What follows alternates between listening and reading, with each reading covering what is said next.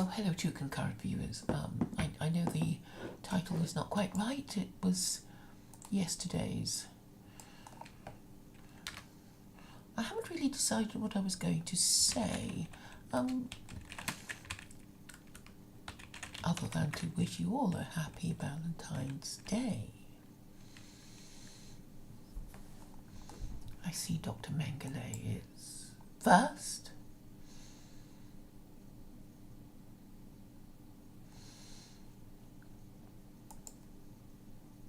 Some of you may know I'm sort of back on Twitter, and I met a no-hide who isn't crazy and who sees things eye to eye with me.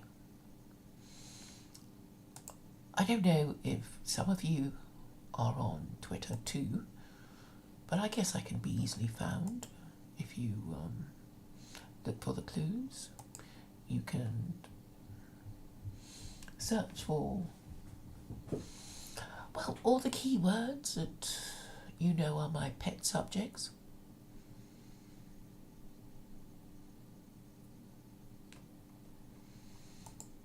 So today, what have I got to say to you? I have got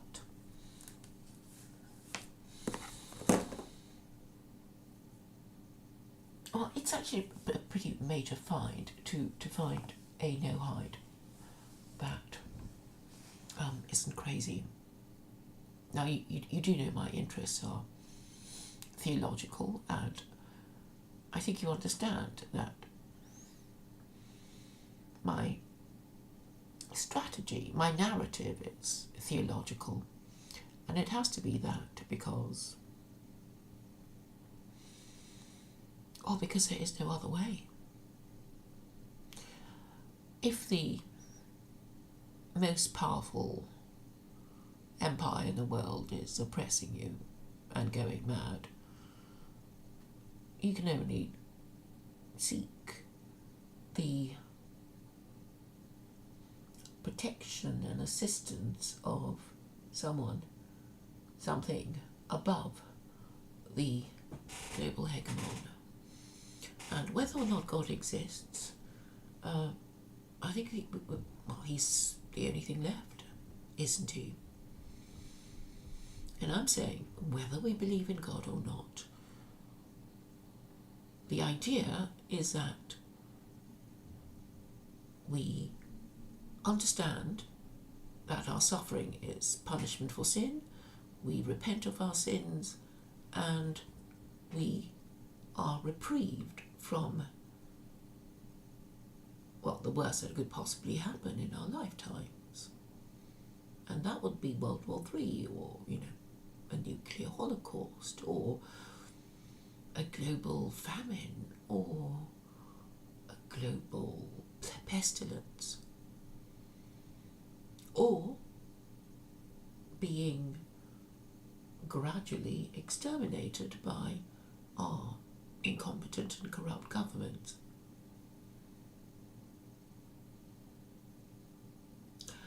And actually, I think the probability of success is reasonably high, because when people understand the narrative, they will get on board. They will know who are the good guys and the bad guys, and want to join the fight against the bad guys as the good guys. And in this way, are people motivated into doing something? Otherwise, the presumption is a gradual decay that nobody can do anything about, which is the atheist and nihilist way. And I'm saying there is a better way. I know where to go. As for the people who refuse to acknowledge my existence and my ideas, well, we know who they are. They are atheists and nihilists who are lost boys of the dissident right, who have no future because they have no solution and don't care that they have no solution, and are basically infantilized men thinking that they can shut their eyes and shut their ears and say la la la la la while I explain how secular Koranism will lead us to the promised land.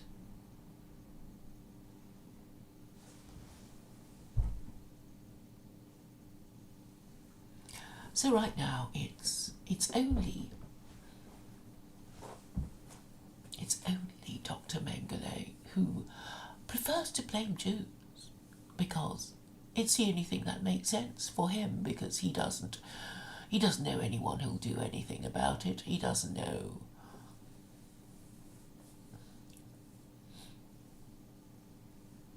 well, it's all about him. It's all about his tribe of anti-Semites, and his tribal identity is more important to him than solving the problem.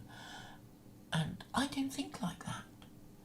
I want to solve the problem. My identity is of a person who wants to solve the problem, not like Dr. Mengele, a person who wants to blame the Jews. And so I'm afraid white people have the problem of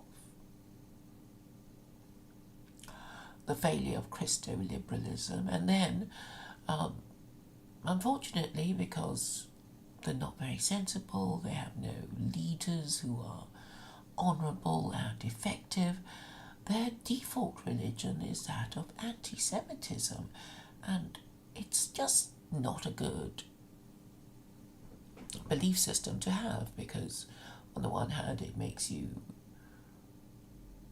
a victim, thus lowering your status, and also it immediately identifies you as somebody to mock and demonise and marginalise, and this your liberal government knows.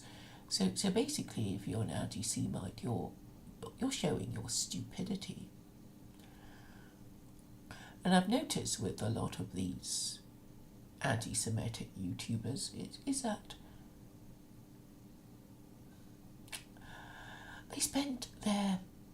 they waste their mental energy trying to find ways of expressing what they really mean and think about the Jews, when really they should be solving their problems. And because a lot of their energy and time is diverted into complaining about getting their channels nuked because they talk about Jews in a negative way, they never get round to considering the problem and its solution. I try to help them. I try to point out to them that they are wrong and there are better ways, and I suggest, going another way, but they are too stuck in their ways. They want to maintain their identity of being anti-Semites, particularly if they have felt their anti-Semitism for many decades, because to renounce anti-Semitism would be to admit that they were wrong to hate Jews.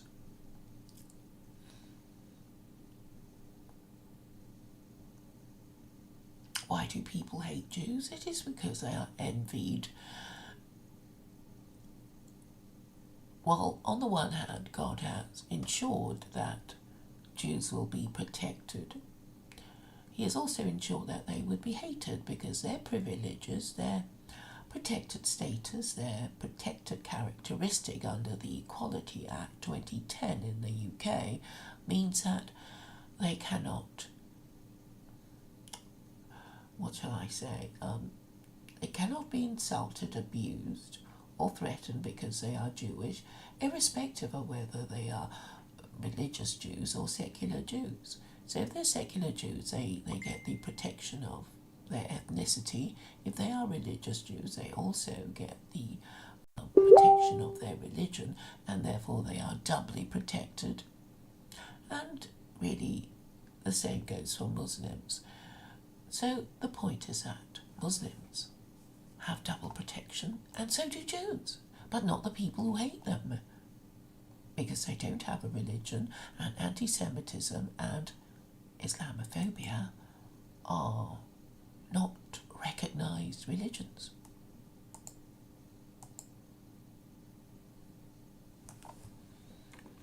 Now I see that Vincent is active.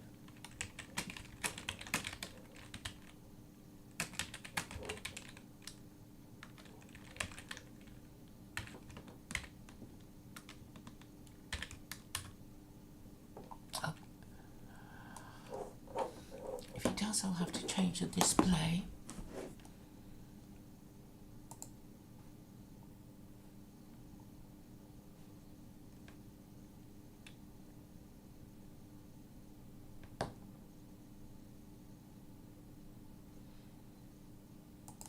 Oh, hello Jay, hello Elliot, hello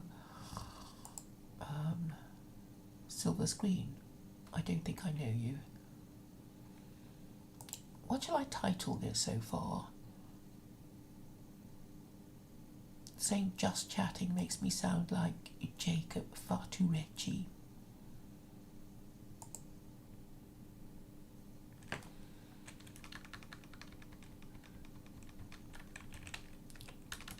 Anti-Semitism is a status-lowering religion, and so is Islamophobia.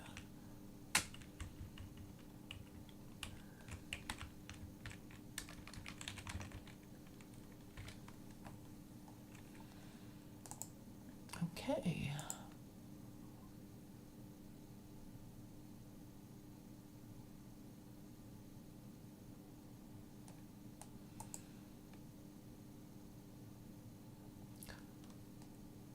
So as I understand it, Jay is in Brazil. How are things in Brazil?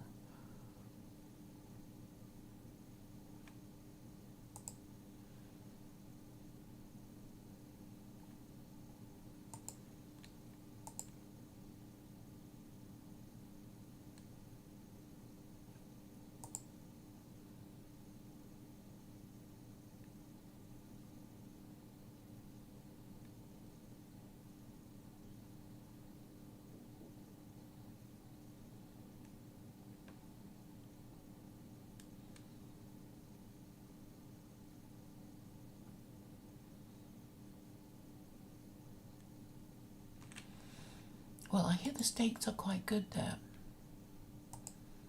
So I don't know who you mean by Mr. Beast.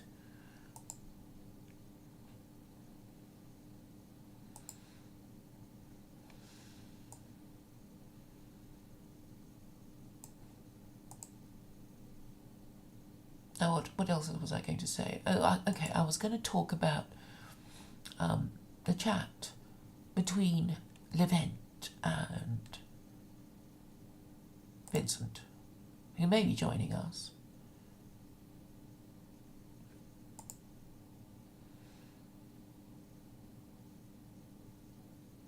I thought it was quite a good stream. I'm glad they met. Levent is a very nice young man. And he was very articulate in dealing with Vincent's points. But I think I should go back to talking about how I am going to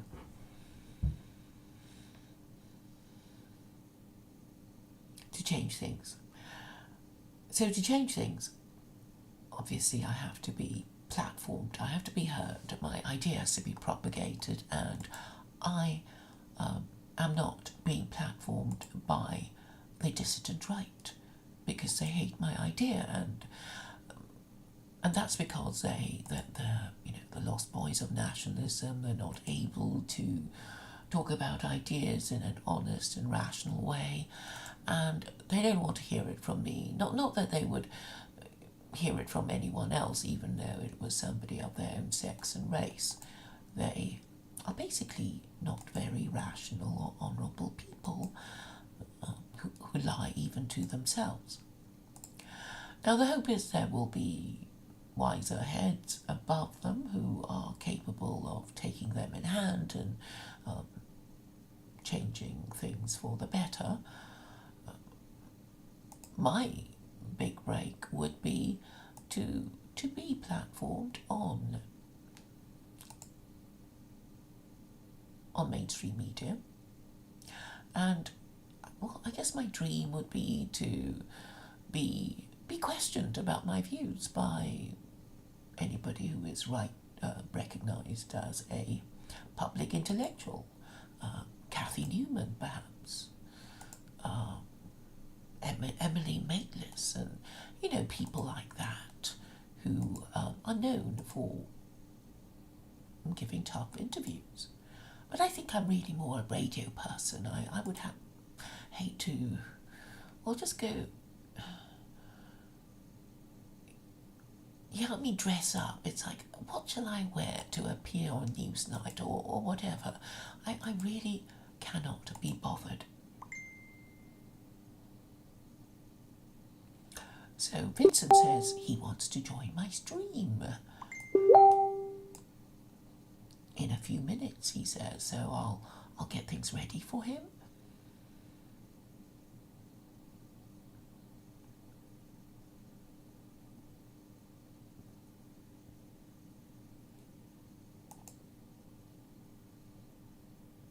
Oh, it's annoying.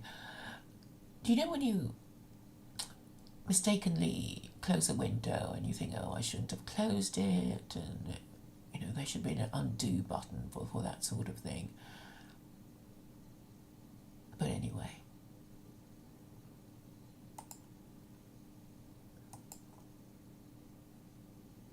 So, is there any gossip for me to comment on? I mean, if somebody knows of a bigger, better idea than secular Koranism, please would they let me know so I can, well,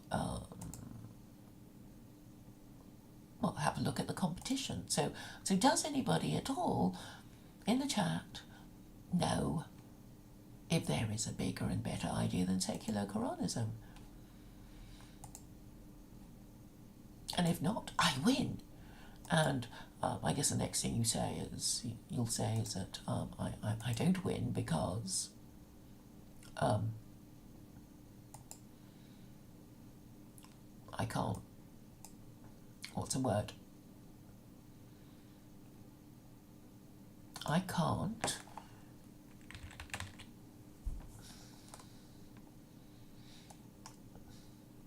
make my voice heard. But I don't think I necessarily have to do it personally. I think it's enough that I get my ideas heard, they get understood, and they get used.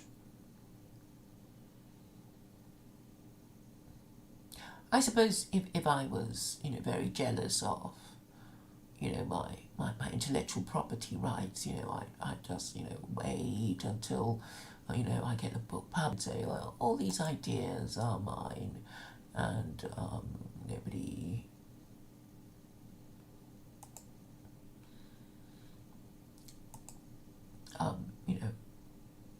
I'm the only one to take credit for it.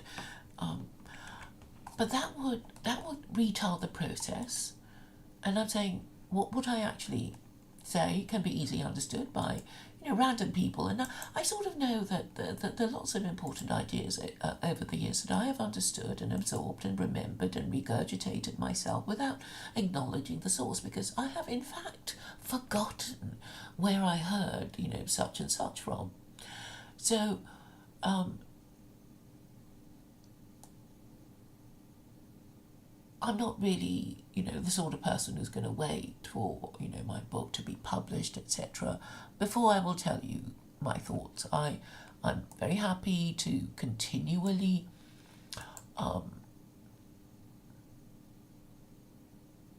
formulate my thoughts to you on social media and kind of, develop them, just by talking to people. And this is how I develop my ideas. So really these streams are a kind of paper, a piece of paper that I scribble all over. And I think it works quite well with people who are prepared to have open conversations, because in order to make yourself understood, you actually have to say, the same things over and over and over again, because, that there are people who genuinely don't get what you're saying, or who run away from what you're saying and, pretend they don't understand, or you haven't said it properly. And even if that is annoying, it's still useful. It's useful because you get to practice saying the thing that you need to say until you say it so well that, there can be no doubt about what it is that you're saying, and therefore you've already made your point. So while people say that I haven't quite succeeded because, I haven't been on TV or something, I know that by the reaction of the dissident right, they are showing me that they have already understood my idea. They've looked around for something better and they can't find it, and they know they've lost the argument, and that's why they won't talk to me. Because if I was really stupid and, what I say couldn't possibly work, I'm sure they would, happily, entertain me so they can mock me and, laugh at my silly ideas. But, I'm happy to enter a stream where there is, an entire panel of the dissident right. I would be prepared to engage with, all of them and deal with them one by one and still win. And they know I can, and that's why they won't touch me with a barge pole. So, in a way, it is a sign of success. Because my idea is so simple to understand and so easy to explain to other people that,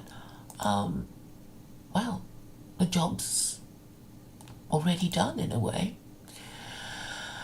I mean, compare my ideas to that of Academic Agent with his latest thing is called The Octopus, right?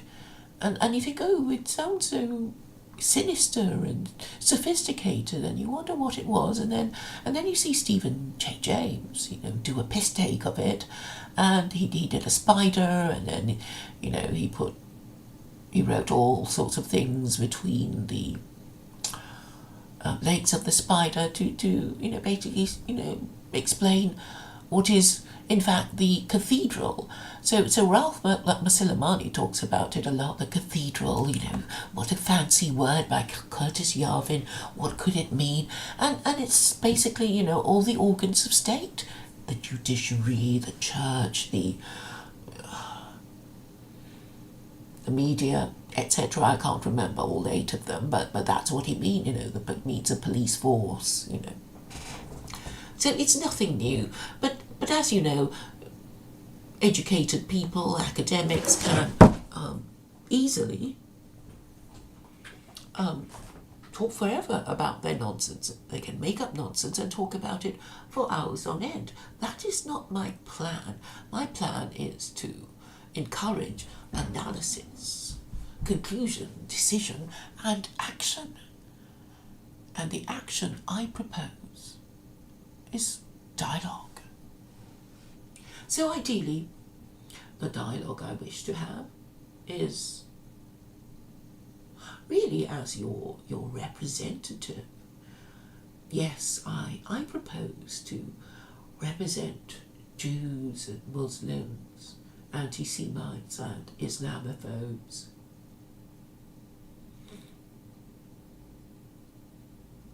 In a way that is reminiscent of a tribune of the plebs. So that is the humble position that I seek your endorsement for. And once I have the authority to speak for you, then I imagine I would get the authority that I feel I deserve and need to speak on your behalf. Of course, there will be some of you who will think that there are other people more suited. You might think Greg Johnson is better. You might think Millennial Woes or Mark Collett or Academic Agent and, any of these people. You think they might be better. And I propose a contest. They can propose their solution and I can propose my solution, and I'll just engage with all of them and basically fight them. Well, not physically, but obviously argue with them, and they're going to tell me what their solution is, and they'll tell me, what's wrong with mine, and I'll tell them what's wrong with theirs. And I think that would be quite entertaining. I think you should support this proposal and let them know that this is what I propose in order to be tribune of the plebs. Now, some of you will think that I'm not quite right, but shouldn't we just see who is the best tribune of the plebs? Shouldn't we have a kind of leadership contest? Oh, where is? I don't see. Hi, Vincent. Can you hear me? Hi. Yes. Good. How are you? It's so. Have you been for any interviews? I have an interview tomorrow at 1. Oh, and happy Valentine's Day. Thank you. Happy Valentine's Day. What have you been doing so far? Oh, nothing. Nothing. So I met this no-hide on Twitter, and he's sane, he's educated, he's... well, I just thought I'd let you know. You haven't been on Twitter, I know. No, why is he sane and educated? What do you mean by that? Well, I mean, he's saying all the right things about idolatry and stuff. And it's like he knows exactly what I'm on about. I don't have to explain it to him, to him. He's basically ex-Christian. And it's talking about, well, negotiating for the churches to take their idols somewhere else. Yeah. Yeah, to take their idols somewhere else. Oh, Yeah. okay. Yeah. I'm just saying that Stephen wants to join, so that's also good. Who's Steven? Stephen J. James. Oh, Stephen J. Good. We need to mix it up. I'm on here alone too much with you. People are going to get tired of me.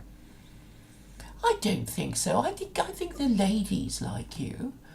Uh-huh. Maybe the men don't like me. You're right. The men, yeah, the They men just don't love to like. hate you, so they hate watch you, but that's good. I don't care. I don't care why they watch you. And I like to point out to them that however degenerate they think you are, you're better than them because you can discuss ideas and they can't, and you can think on your feet and they can't.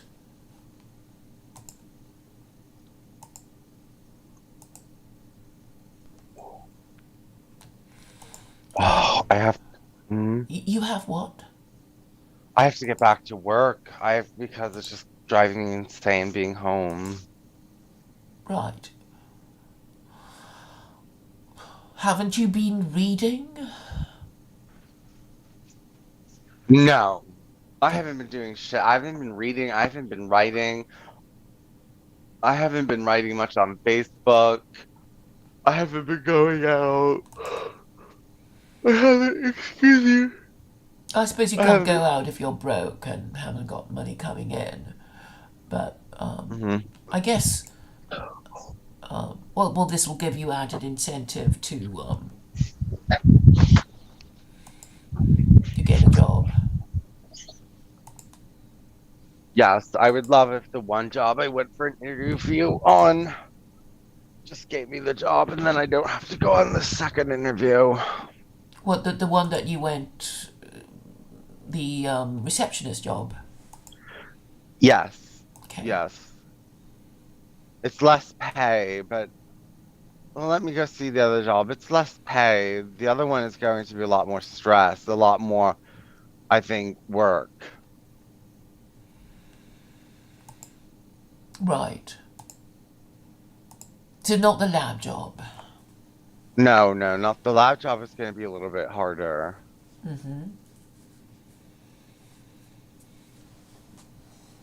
I can imagine you painting your nails at the reception. Where? Oh, yeah. Yes, I can paint my nails at reception, but I can't do that at the lab job. So I need something. I feel like I need something more slow paced. It's horrible. I'm relatively young. I mean, I'm not young, but I'm not young. I'm middle aged. So, you know, what was I saying? But I'm not up for the task of like a middle aged person where you're at the height of your career and, boom, boom, boom, boom, boom. I can't do it. I'm just too fragile. I can't handle lots of stress or anything. It's horrible. Well, I don't know what I can handle or not anymore. But I suppose it's okay. I'm just saying that I don't. I don't mind if people don't quite approve of me and are mean to me, and I guess I can handle that. And I guess I can handle that at work, maybe, even in real life. And, I'm just wondering, okay, the job I want is a job on a radio show. So I guess I am, but I know, with things the way they are, nobody wants me. Not because I can't do the job, but because I'm too politically incorrect to be invited on any radio station, except as somebody to be pilloried, and they don't even want to do that. Right. But have you applied for any of the radio No, stations? I know you keep telling me to do that, and I keep forgetting to do it. And I think that I need to pull aside one interview that is best for them to listen to. I think, yeah, one that's best for them to listen to. We've done so many hours together. You're bound to find, a sort of 5 minute clip, that kind of is an exchange of ideas that leads to a conclusion.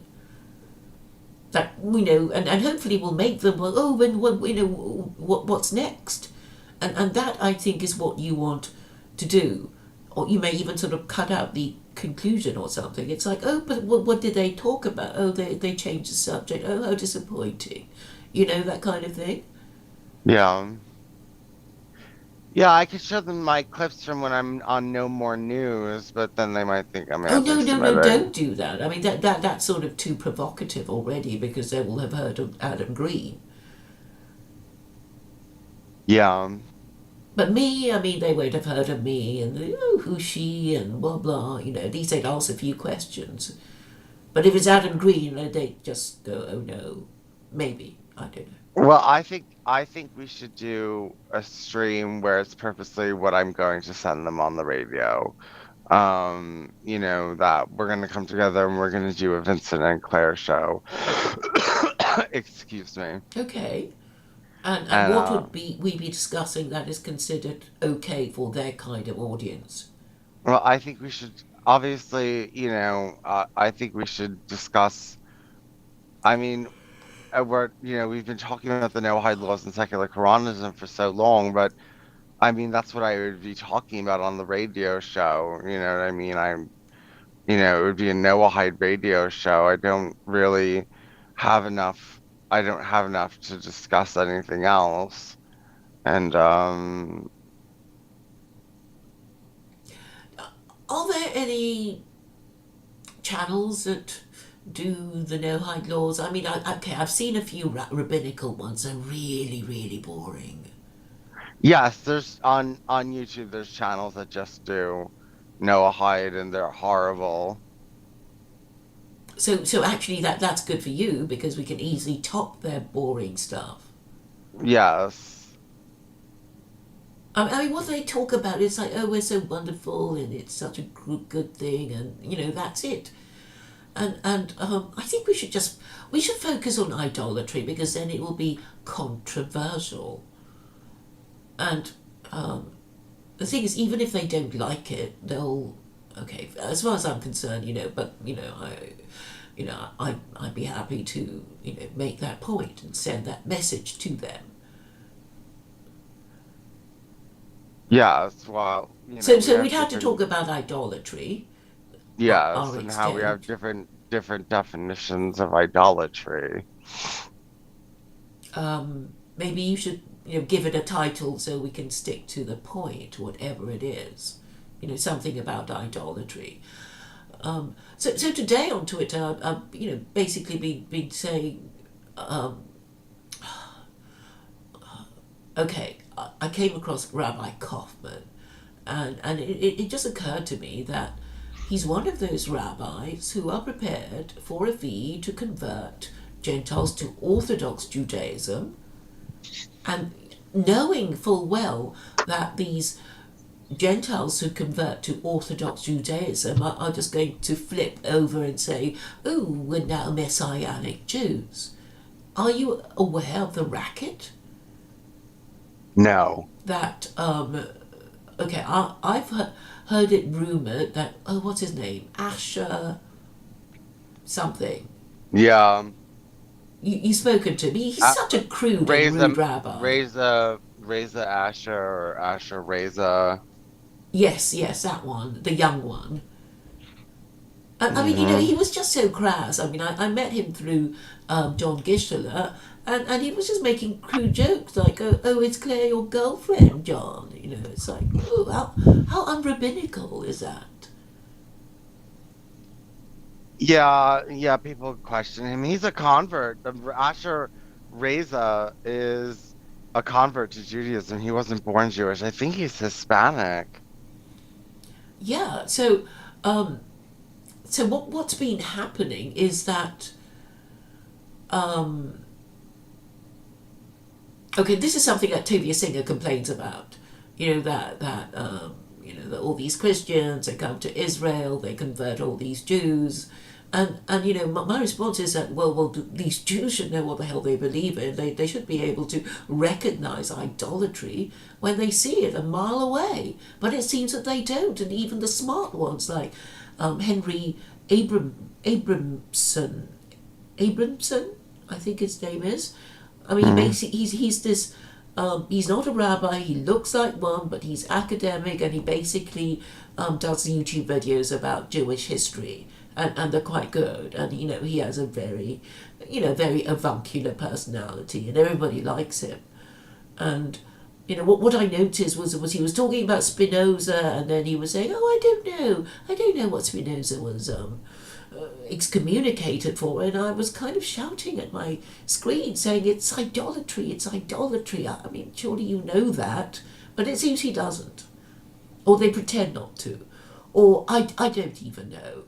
But anyway, if people like Henry Abramson doesn't know that, then obviously the Jews below obviously don't know it. Because, one of Toby Singer's complaints is that, isn't it terrible that all these Christians, and they pretend to be rabbis, and then they perform, circumcision, and they interfere, with all these, very Jewish rituals, but, it's all been invalidated because, they are goyim.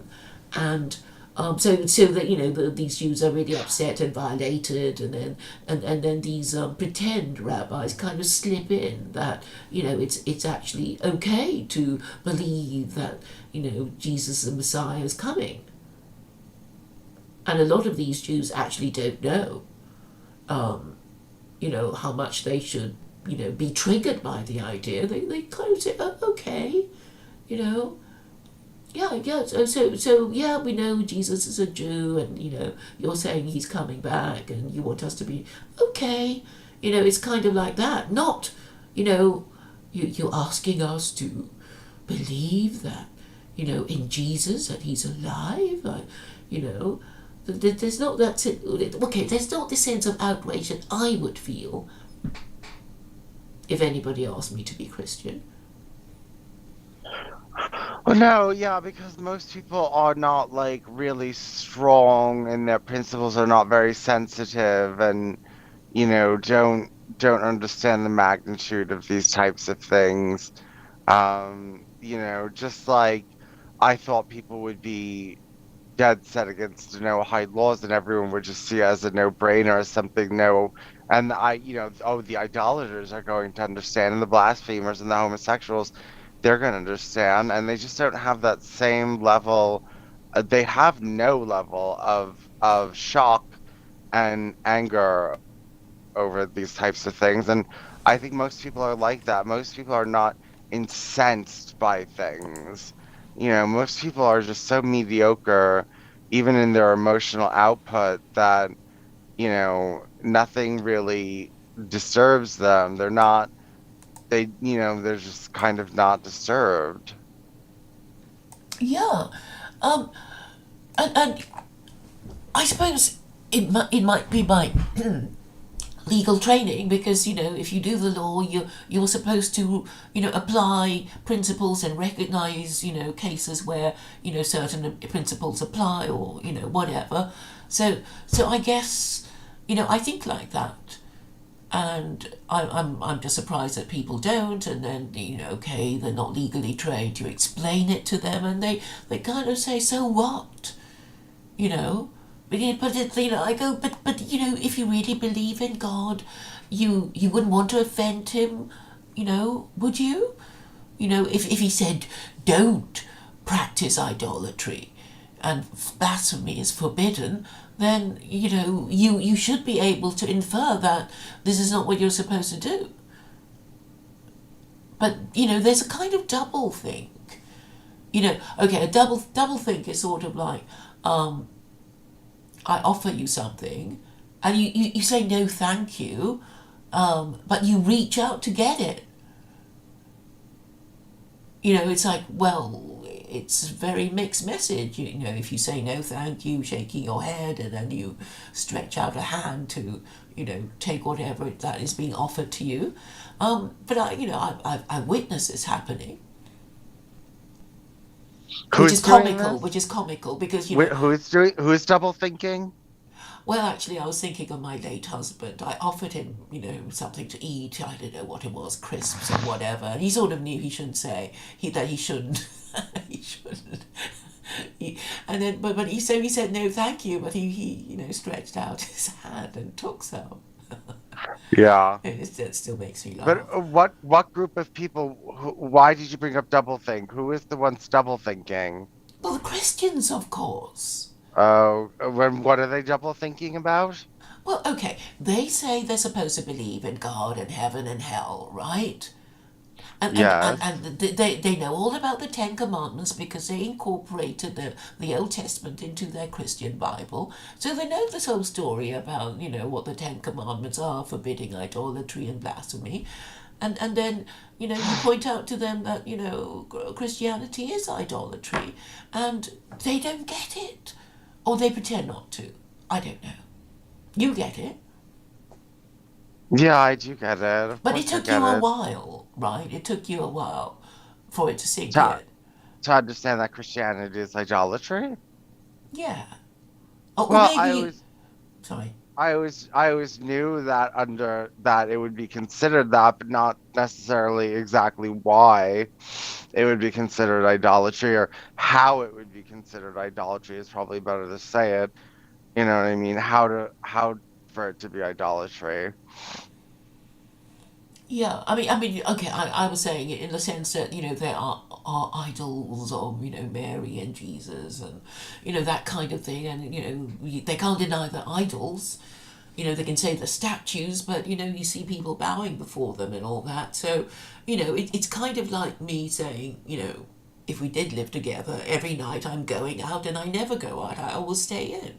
So you would have thought that the cognitive dissonance would you would have noticed the cognitive dissonance. But it seems you don't. But maybe you don't if every time you ask the question, I don't know, I beat you up or something. So you just learn never to ask. But every evening I would say I was going out and I never go out. And maybe after, a few hundred years, you stop asking.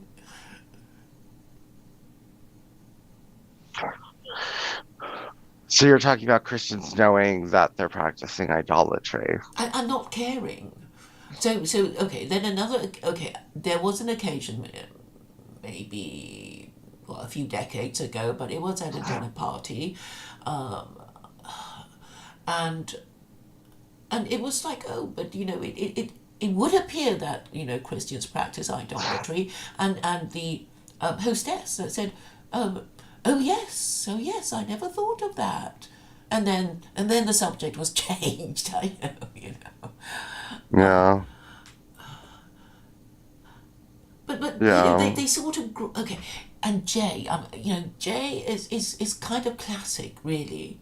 So on the one hand, he says he doesn't believe that Jesus is God, but then at other times he will say that he is, and then on some occasions he'd say Christianity is kaput, and he'd completely agree with me, and then other times he'd say no, it's still working, it's not practiced correctly or something, and I think he's doing the Duvid multiple truth hypothesis thing, to say yes and no at the same time. So he wants to be right in that Christianity is not working, but also he also wants to be right when he says no thanks to Islam. We don't want it here because we've already got Christianity. You know, so I think that's a problem. But this is basically stuff for a therapist to do, isn't it? Have you ever been in therapy, Vincent? Oh God, yes, and I hate it. Are they? Do they ask you questions like the ones I ask you, or they just let you carry on and take notes? Yeah, I guess that's what they do, and they ask. No, they don't ask the questions that you're asking, but they do ask questions. Hmm. Do you take notes? No, no, I do not. I do not take notes. I mean, do they say, "Look, Vincent, this is your problem. Just accept it and and fix it," which I imagine is something parents would do.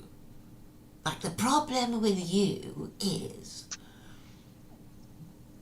No, they're not like that. Yeah, I know what you mean. Just fix it. Yeah, there's people out there that are like, oh yeah, just fix it. Just fix yourself. And like obviously, they're not fixing themselves for a reason.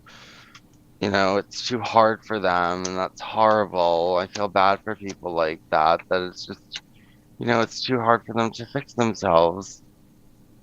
But it's kind of like, well, I mean, I have some knowledge of AA, in that there will be people who will just deny that they have a drink problem. right?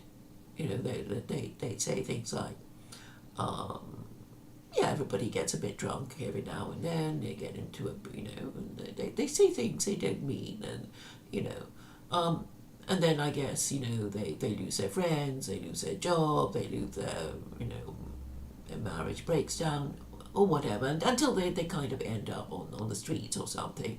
But there must be a kind of denial. Or maybe they're just saying, I'd rather die than give up drink. I mean, maybe that's it, that they really would rather die than give up drinking. Or I deserve to have a drink because I worked so hard, because I'm such a wonderful person, or something like that. Yeah. And, as far as AA is concerned, I think they say, people won't change. They won't change until they hit rock bottom. So I guess they're saying that they will have to lose their job, lose their marriage, lose their home, blah, blah, blah, and they end up homeless, and then they might think of changing. Or it Hmm. depends on their level. Maybe for some, losing their job is enough, or losing getting a divorce is enough.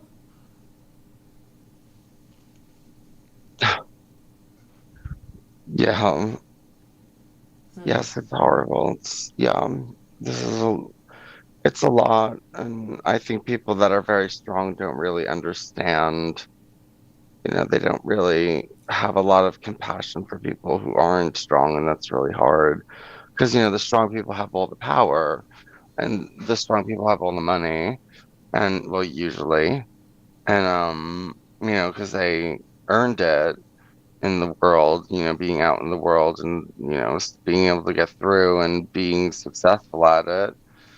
So, they're the ones with the resources.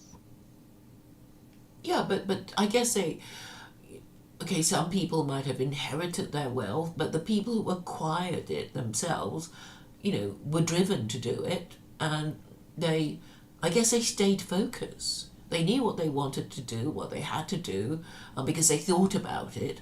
Because if you really, really, really, really want something, you'd focus on, well, how do I get it? How do I, move closer, etc. And they'd probably be thinking about it all the time, or, all their waking hours or something. And then eventually they get there. I mean, obviously, you can't do it in a half assed way. No. Hmm. And I think perhaps um, that's why, okay, it's not just sex that's a distraction, sport is a distraction, and so are our cell phone notifications, right? And or I don't know, advertisements and Netflix and whatever. And we have so many that we can easily just spend our lives playing video games if that's all we want to do. Yes, well, that seems to be what's happening. It seems like there's less and less to do other than, play video games, or there seems to be less and less what people do with their lives, than sit on electronic devices, whether it's phone, computer, or video games or something like that. Yeah, sometimes I think, I'm just playing word games on Twitter. You type things and hopefully somebody will retweet you or like your tweet or, or respond or something. Yeah. It is a kind of word game. But quite absorbing for me anyway. I mean, but only because, I do have something to say. I don't mind repeating myself. Um, and I quite enjoy it, I suppose. Hmm. But I think what I think you lack is um, a particular goal. It's kind of like it's sort of like I want to be happy, or but you haven't decided what would make you happy. Like I want a good job, but you haven't decided what what kind of good job would suit you. So Yeah. I think that might be your problem. I mean, for me, I already know what I'd like to do, which is basically what I do now, but for and to get paid. Yeah, it's not like I want a TV show and I have to have my hair done and dress smartly and whatever, you know. Mm-hmm. Um, yeah, and then today there's this really annoying guy, and he's just trying to send me a picture of you, and you look. It's like, why would I do that? I Right. guess for him it works with other women because eventually, if he asks them, they'll do it. I guess. Yeah, if he asks enough times. Well, well, I mean, sometimes it works. Like, I know women that gave in, and or the boy had to ask them like a bajillion times before she said yes, before she finally said yes and gave in. So sometimes it works, you know what I mean? You would think that they would have a little bit more dignity than that, than, to go running after a woman like that. Hmm. Yeah, You but people know, do waste their time. Oh, and the ones that always come over, oh, give it up. Everybody hates it, blah, blah, blah, blah. And it's like, well, I know what I'm going to say. It's like, has anybody got a better idea? Silence, And it's like, nobody has a better idea, but we still want to, tell you to give it up. yeah. Which doesn't make sense. Which means that, they don't care. They don't care, what happens. And these are white men who think they're political. So it doesn't make sense. It's like, oh, I'm a white nationalist, but actually I don't really care. And if you found me a white woman of my, to marry, I actually wouldn't want to marry her. So, so I guess people are a mass of contradictions. They sort of want things, but maybe they don't want to take the trouble to get the things that they say they want because it's just too much trouble. It's like, yes, I want to lose weight, but I love my food too much to eat sensibly. Yeah, it would be nice to be free of my alcoholism, but I love my drink so much. Hmm. I'm driving, so Okay, I'll be able to talk. I might black out for 1 second here. Let's say. okay. Are you driving home or No, I'm driving to the pharmacy. okay? Driving to the. You've dropped out. Hello, Okay. can you hear me now? Yes, yes, I can. I I said I'm going to the pharmacy to get lubricant. Oh, Yes, I need lubricant. so So, are you getting lucky with your dating? well, I've gotten lucky. Hopefully, I've gotten lucky with this one person. So I'm no. This is more just like it's just online and camming and stuff, like getting naked on camera and all that other kind of stuff. That's all I can find. And I've actually stopped looking for a little while because I'm not happy with my body.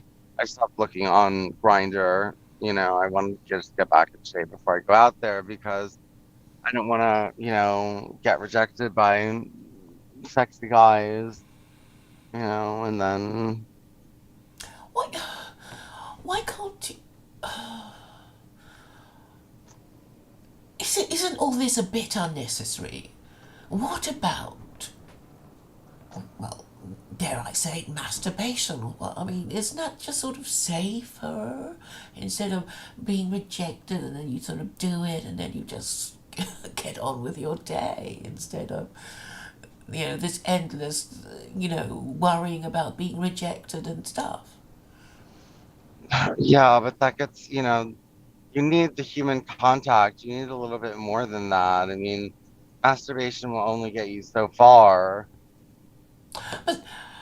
when you think of all the time and energy you spent trying to get sex, I mean, you could have, I don't know, written books or, created great works of art or something. Well, yes, but I wouldn't have to be like hunting around everywhere for sex if we lived in a sexualized society, and I could just get it so easily because, nobody had to hide it. Everyone's homes were open for sex. Well, I think, I think you've just put your finger on the cause of Western decline. Actually, this was somebody I knew who said, when people had to sublimate their desires, Westerners accomplished a whole lot more. And now that, they're sexually liberated, they can't think of anything else but having sex with each other. And, while their country is invaded and infiltrated and misgoverned, and they can't do anything because they're too distracted. So I guess Marx was right when he said opium, sorry, religion is the opium of the people. And I guess in our time, because we have a different kind of religion,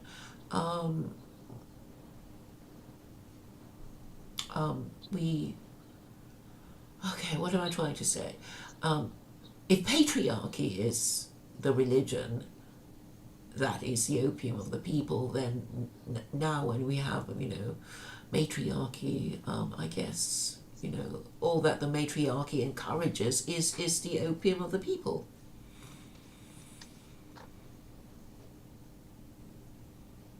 Right. Well, the opium of the people. I I don't know, but because religion was started by man, and those opium religions, I always think about this. Everyone's like, oh, women are so logical, men are so logical. Like, men created all these fucked up, stupid religions. I mean, I mean, you don't like Hinduism, but it was made up by straight men, basically, mostly. There were women who wrote in the Vedas. There were. But, most of these, you know, pagan societies that you're not very happy with were founded by, straight men. Oh yes, I know. I mean, um, I think Hinduism is much more cruel to women than Islam because they have sati, which is the burning of widows, because after your husband is dead, you have no purpose and you're just a useless eater. So they put you on his funeral pyre. And I, and this is They don't really supported by do her that. children because they don't want to look after her. So, that's Hinduism for you. And in Hinduism, the parents with the daughter has to pay the bridegroom to take to take their daughter off their hands, which is pretty cruel because I guess they think that the son can always afford to wait longer while the childbearing years of a female is getting always getting shorter. So if it's a waiting game, the male always wins. So in order to get your daughter off your hands, you as parents have to pay the parents of the bridegroom to take her off your hands. Well, in Islam, the woman gets a kind of booking fee, which is kind of like an engagement ring. I mean, you basically, the husband to be, basically says, this is your kind of down payment, your reservation fee or something. It's called a mar. Yeah. So it's more compassionate towards the female than the Hindu system, which is utterly brutal. I Well, mean, that's very rare, and it wasn't widespread, that sati, and it's not like a common practice, and it wasn't like something that's ingrained in Hinduism where every woman did that and every tribe did that. It happened, but it's also something they've gotten rid of. So, because the British made them get rid of it because they were so shocked. that this practice took place. They forbade it. Maybe like the conquistadors when they saw what the Aztecs got up to. Right. Have I mentioned the? Have we ever discussed the Aztecs and what I thought might have happened? No. So basically, I think not all the Aztec priests thought that human sacrifice was absolutely necessary, but they went along with it because if they said, well, maybe it's not necessary to practice human sacrifice for the sun to rise again the next day, if any one of them said that, they'd get cancelled.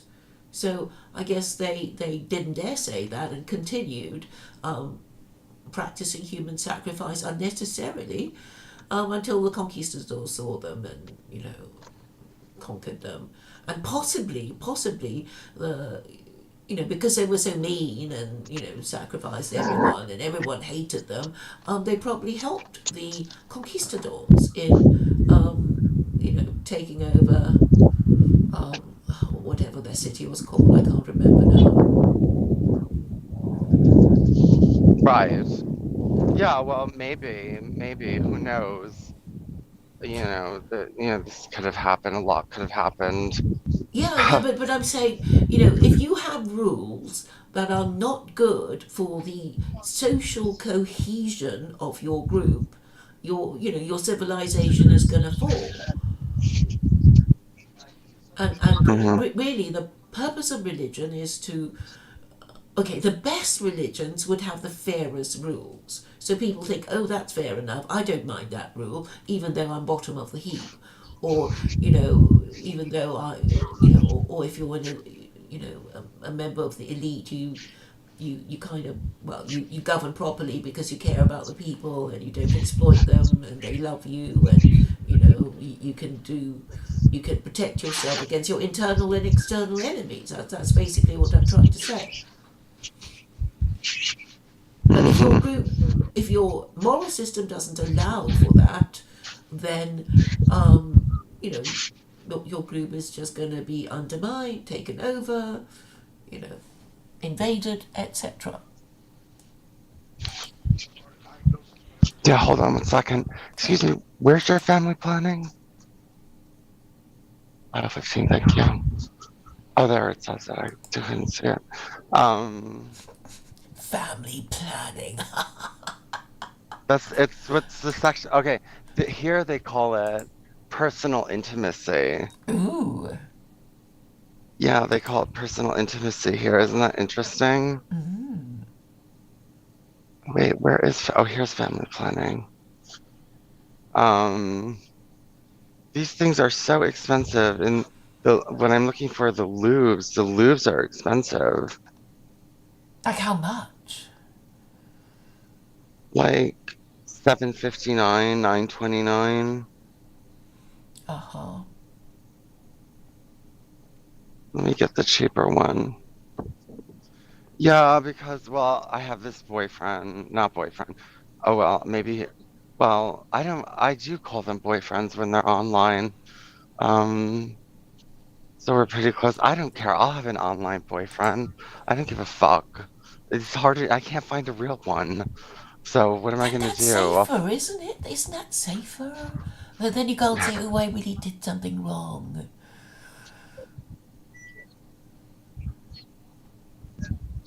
What? Well, I I'm really, saying it's safer to, have an online boyfriend. So you never, you're not going to ever do something that your husband will really, really, really disapprove of. that's like, that's not as fulfilling. I know, but it kind of protects you, right? Protects you from diseases and, bad stuff, or really knowing people. Hmm.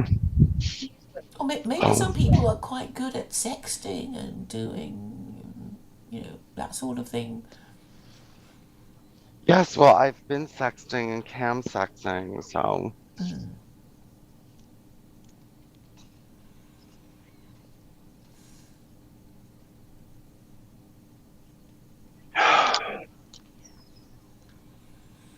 Yeah.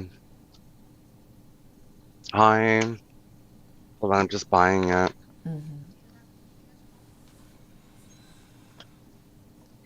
Hold on, where's my wallet? Oh no, did I forget my wallet? Oh no. Wait, where's my wallet? Let me go check the car. Okay, okay. Oh my god, did I leave it in the car? I have to go all the way home and get my wallet? Because it's fine, but something to do.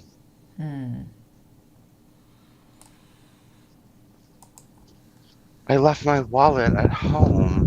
How did I do that? Oh, here it is. It is in the car. Oh, how did it get in the car?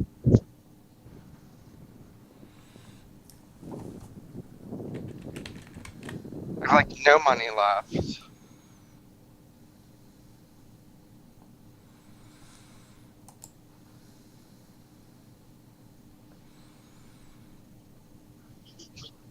Sorry. It was in the car.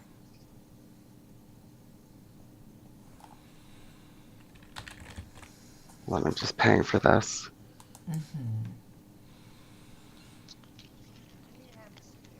I'm No, I do just not. I'm just googling for lubes that you can make at home. Make your own lubes. Make your own lube at home. I don't know. I'm sure. I'm sure they're the kind of instructions.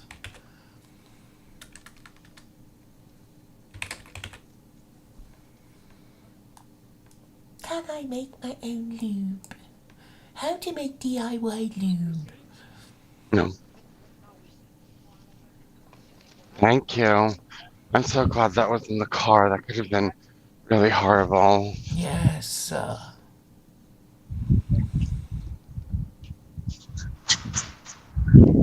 I got Diet Dr. Pepper,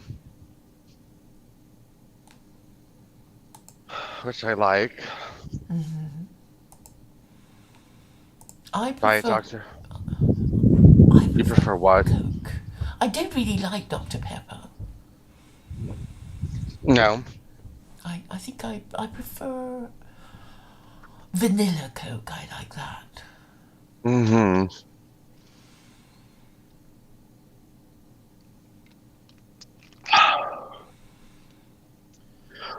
So, what else is new? Well, I have an interesting topic to bring up, and I find it very fascinating. So, I don't watch much TV at all. I really don't like TV. And, hello.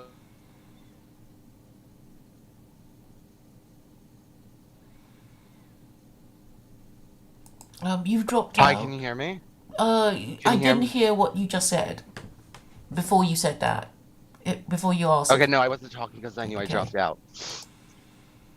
Okay, give me 1 second. I just gotta put in the address to go home. Well, the quite a few sites where it tells you how to make your own lube.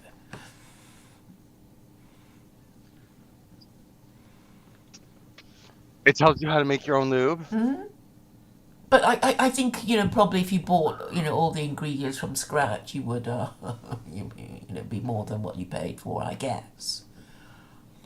Yeah, probably because you can't buy in small amounts and so I find it very interesting what is happening to the Mormon church. I did not know how liberal they are. So I started watching I don't watch much TV at all. The only things that I watch are anything, not anything. Some stuff with Gordon Ramsay, like Hell's Kitchen and Kitchen Nightmares and stuff like that. And the only other thing that I watch besides that is the Real Housewives of like this place or that place, New Jersey or Canada or Toronto. I just finished Vancouver. And now I'm on the Real Housewives of Salt Lake City, and like they drank. Well, they did. There it is. They were talking about people leaving the Mormon Church, but Salt Lake City is becoming more of like much more open city than it used to be. I think like the Mormon dad has tattoos, has a tattoo on his leg and stuff like that. So they seem to be, becoming more secular. Well, they've undermined all the religions, really. And they're doing it on purpose. It's almost as if it's a program of liberalizing, all the major religions. Have we discussed Rabbi Dweck? No. Well, basically, he's the senior Sephardi rabbi for the Sephardic community, and he's very liberal. And actually, the Sephardic community is supposed to be more conservative than the Ashkenazim. But anyway, Okay. Rabbi Dweck is a good-looking fellow, and he said shocking things like feminism and gay rights has been a fantastic development for humanity. Yes, yes, and there was a big fuss about it and everything. No, the Orthodox rabbis are really like I read Judah Slice sent me an article. There was a yeshiva that has a gay club now, and I mean the rabbi was very much against it, and he was saying you should hate these people. He's like, you know what I mean? He went so far as you shouldn't just hate the act, you should hate the people. So I know the Orthodox are very like adamant against homosexuality and are very even cruel about it.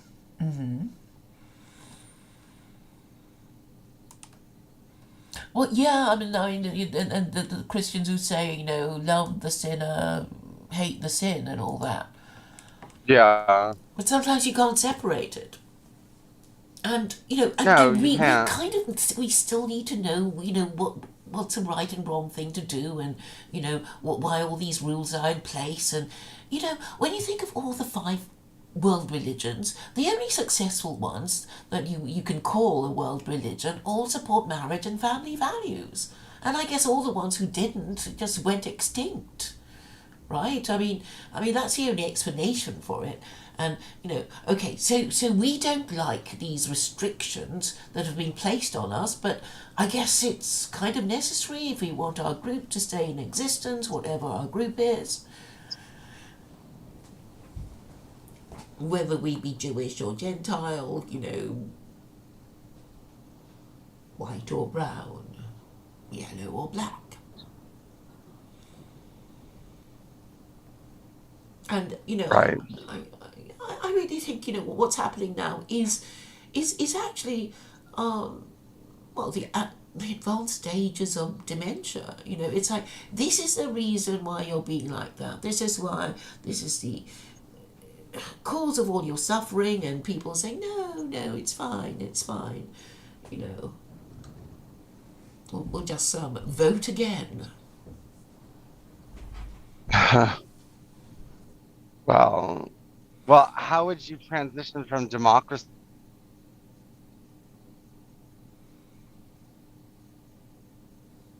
You cut out there. How would you transition from democracy to what? Has Vincent dropped out?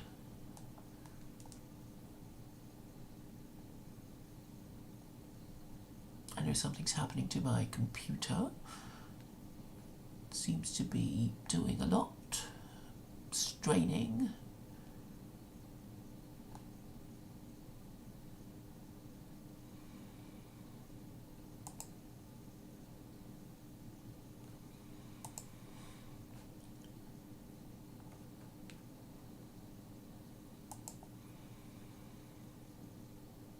Well, it's gone quiet.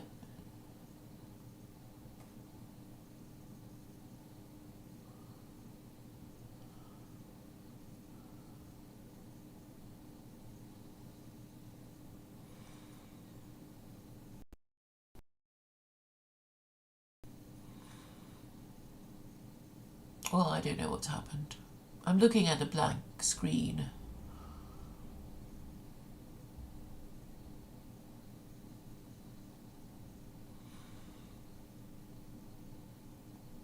And my computer's churning away. And I can't hear Vincent.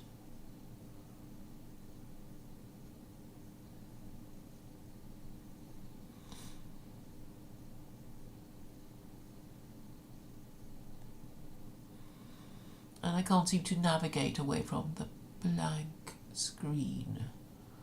Oh, I can now.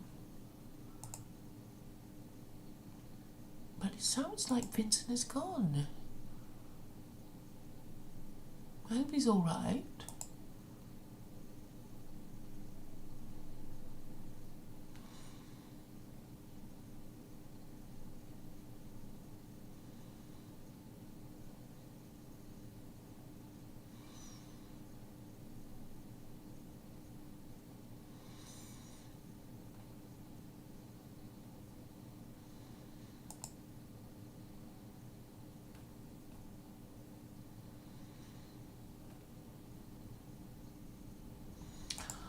Oh, I don't know.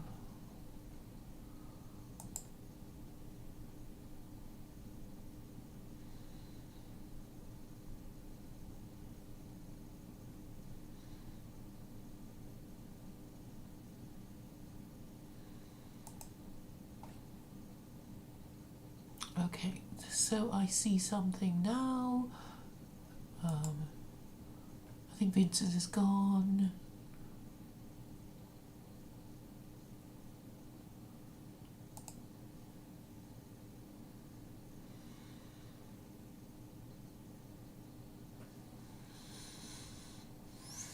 I'm just waiting for the screen to load.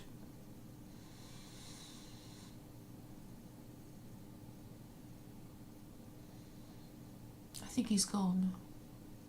But I can't even see myself at the moment.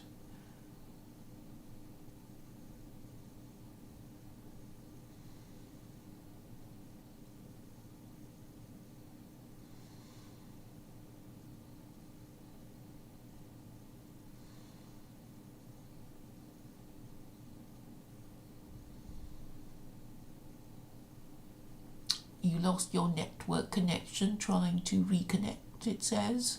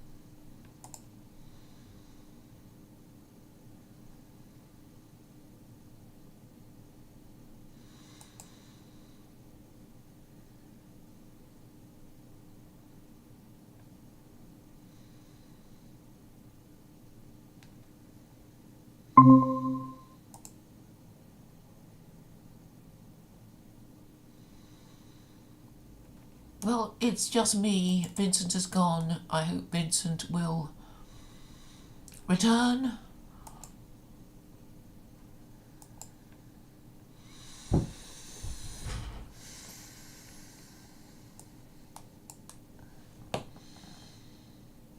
Judith says in the chat, Dweck is married to a granddaughter of Rabbi Ovadia Yosef of blessed memory. She happens to bear the name of Rabbi Ovadia's late wife. Dweck is a Shay Getz. I'm not sure what that means. RuneScape Singh says, let us pray for Rabbi Joseph Dweck. Anyway, we know that we need remoralizing, and it's not just us who is degenerate, it's the Jews, and I'm saying it's because we haven't been following our principles. We don't even know what they are. We have been distracted from following our principles.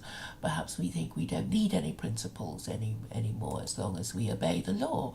And for a while it seemed all right just to obey the law until the law has changed into the craziness of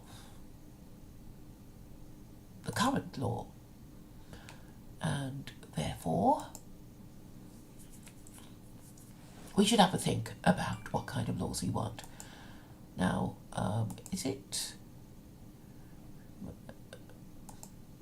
should I hope for Vincent to return He's not saying anything on Facebook. Is there anybody saying anything more?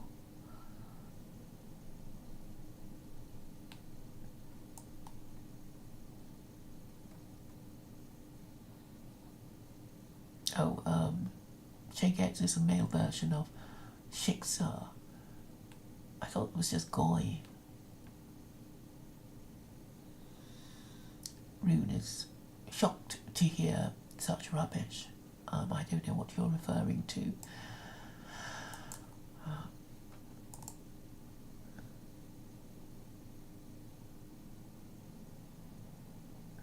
TCR says, I'm a crypto Jew.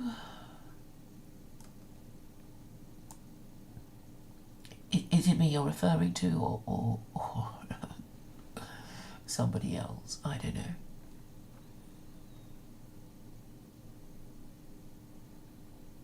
Judah says Claire hates women and children. That's not true. That's not true.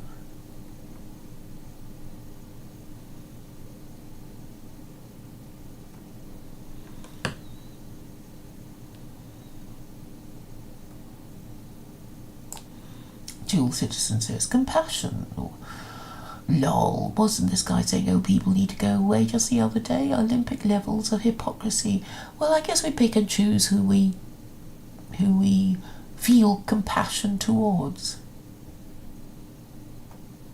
Velomon says, do a stream showing what's in the Talmud. Well, why? It's such a long book.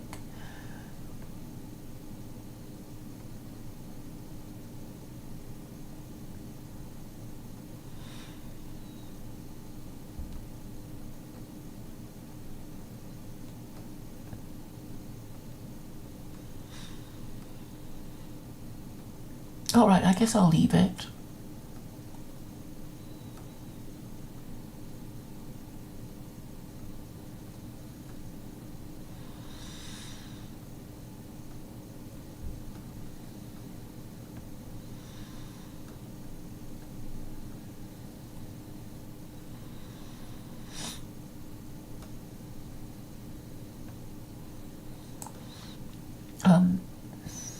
I've scrolled up to what Elliot Blatt was saying about whether, so he asked, is Jewish temple worship idolatry? I guess not. Oh, good. Vincent returns.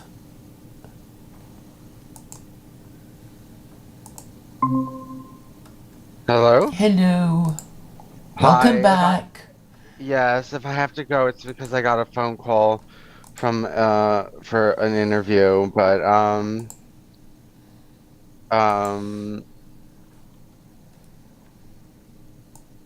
yeah, we'll get it. So anyway, I'm home. Yeah, I have excuse me, Secular by Design right with me right now by Alan Cecil. Uh, I mean, I want to go through all of it. It's an attack on Western civilization. It's just basically all saying all of Western civilization is anti-Semitic.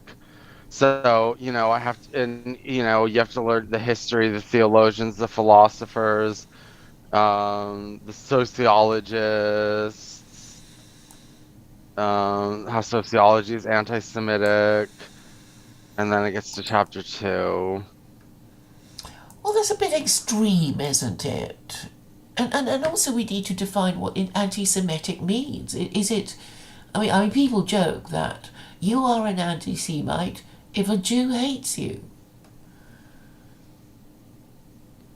Well, yeah, he was showing a little bit more than that, but it's the it's just that I just have to read all the anti-Semitic stuff that's ever happened. Not traditional. When you hear about anti-Semitism, he's trying to show that it's ingrained in like academia and stuff like that. Or no, he's trying to show that it's ingrained in Western civilization and Greco-Roman Christian civilization. So, this is basically he basically said he's calling for a tour of, a revolution against Greco-Roman Christian values. And Yeah, because he's saying that Christianity has basically messed up the minds of Gentiles in the West. And they are crazed with anti-Semitism. Um, a Torah theocracy. Hello? Yes, sorry, I think we were talking at the same time because I didn't know you were still talking because you cut out. What did you just say? I forget. Something about Greco-Roman. Oh, that he's just trying to get rid of Greco-Roman Christian civilization and replace it with a Torah civilization. Yeah, and the Jews don't even want that. Or it doesn't appear that they do, or at least half of them don't, because half of them are secular. Hmm. So I guess they're not, they're not.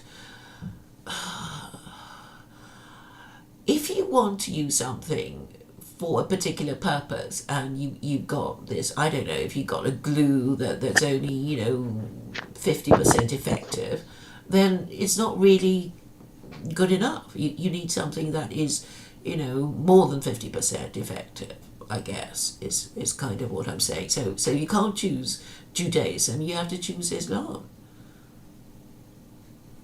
if you want a moral system that will protect your society.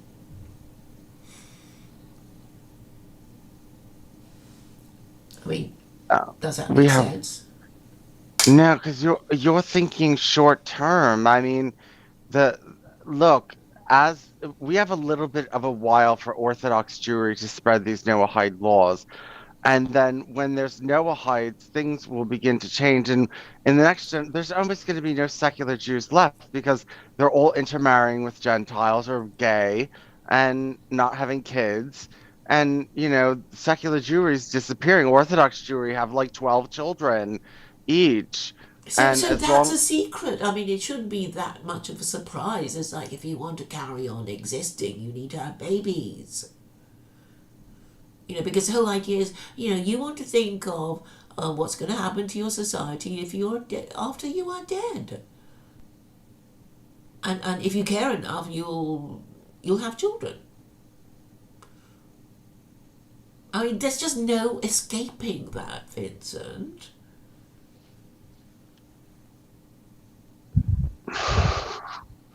no, Unfortunately. I know. Well, no, most straight people of history were not having children because they cared about the future of society. It wasn't necessarily their biggest motivation. Most of it was just it was inevitable from sex. Oh It was yes, just because they were all kind of pushed into marriage. Like, well, what else are you going to do if you're not going to get married? Everybody gets married if if they're anyone, because it was a sign of status that you got married. Meant that at least somebody wanted to have your children, and so people would do it for the sake of it because they thought, well, if everybody's going to have this thing, and I'm gonna. wait, hold on. I gotta go. My job interview. Okay, bye. Not interview. I'll be right back in like 5 minutes. All right. Okay. What can I say? So I'm saying that all these world religions are about pushing us into marriage, whether we like it or not, and Christianity is the weakest link. Why is Christianity the weakest link? Because it is the hardest to believe. So when you think of all these different religions, I don't know, what do you think, Chad? What do you think about the believability of all the different religions you know? I mean, if does it help to have a believable religion? I suppose the preference for secular political ideologies is that people think it's more likely to happen. And secular political ideologies promise you things on this earth, in this lifetime, hopefully. And so I suppose people, believe in communism and capitalism because a lot of, it's kind of already here.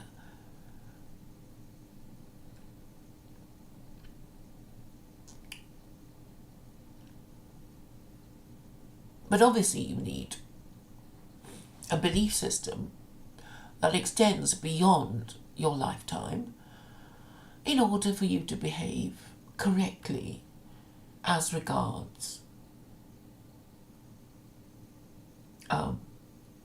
promoting the longevity of your civilization. And this means you have to marry before you have children. You can't be screwing around. That is basically what it's all about. Restraining our sexual urges out of respect for the practice of marriage.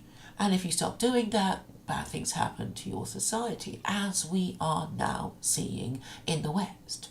So we have this craziness of widespread illegitimacy and now gender confusion and now the horror of realizing that heterosexual married parents are just breeders to LGBT people. So the tables have been turned because the patriarchy was undermined and has been inverted and has become matriarchy. And this is a problem. I think I've explained it, simply enough. You can all go and tell others of it, and I think, you would make some sense. It could be, you are, in a way, explaining the world as it is. So people wouldn't exactly disagree with you unless they were liberal. And liberals actually have a problem. The same problem of Christianity, because the belief system of a liberal no longer makes sense. And people would only believe in liberalism if it was, coming up with the goods, making liberals feel, on top of the world, smug, getting everything. But now, liberalism is being undermined by the politicians who don't follow its principles. So if you have politicians who claim to be liberals, not following the principles of liberalism, or being completely unable to say what they are, then there is trouble ahead. Because people will deduce that the fact that you don't follow liberal principles is because they're too hard, you're not liberal, they don't work, and they will be thinking of another kind of moral system. That makes sense, doesn't it?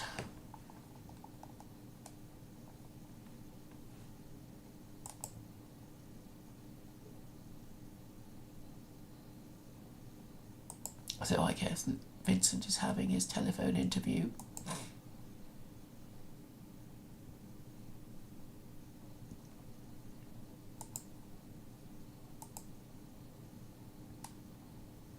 Now I'm going to look at my Twitter notifications.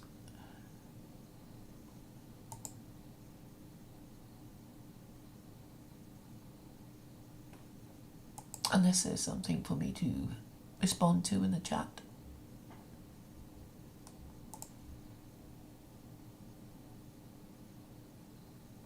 Judaism is love, Judah says. Judaism is the most believable. Judaism is perfect. Well, you would say that. We all like to think that we enjoy, well, what am I trying to say? Hello.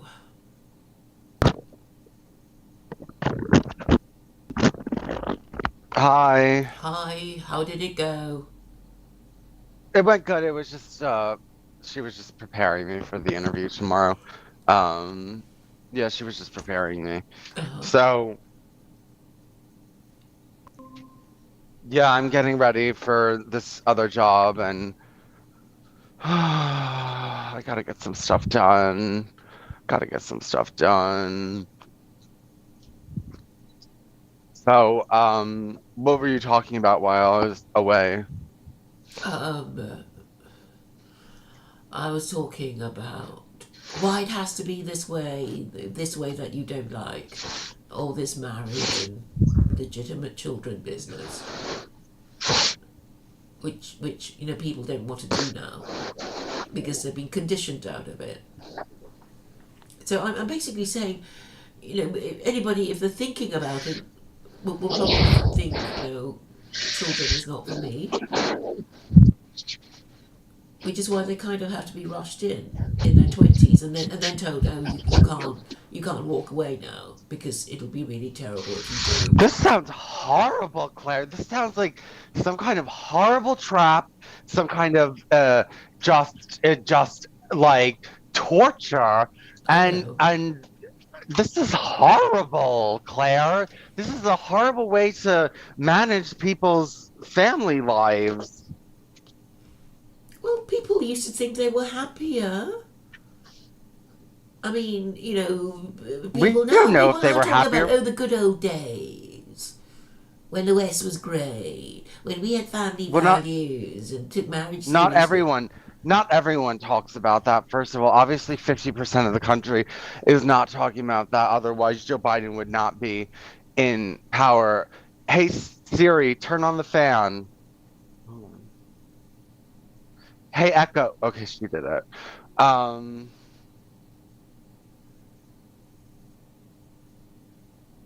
what was I saying? Otherwise, Biden wouldn't be in power.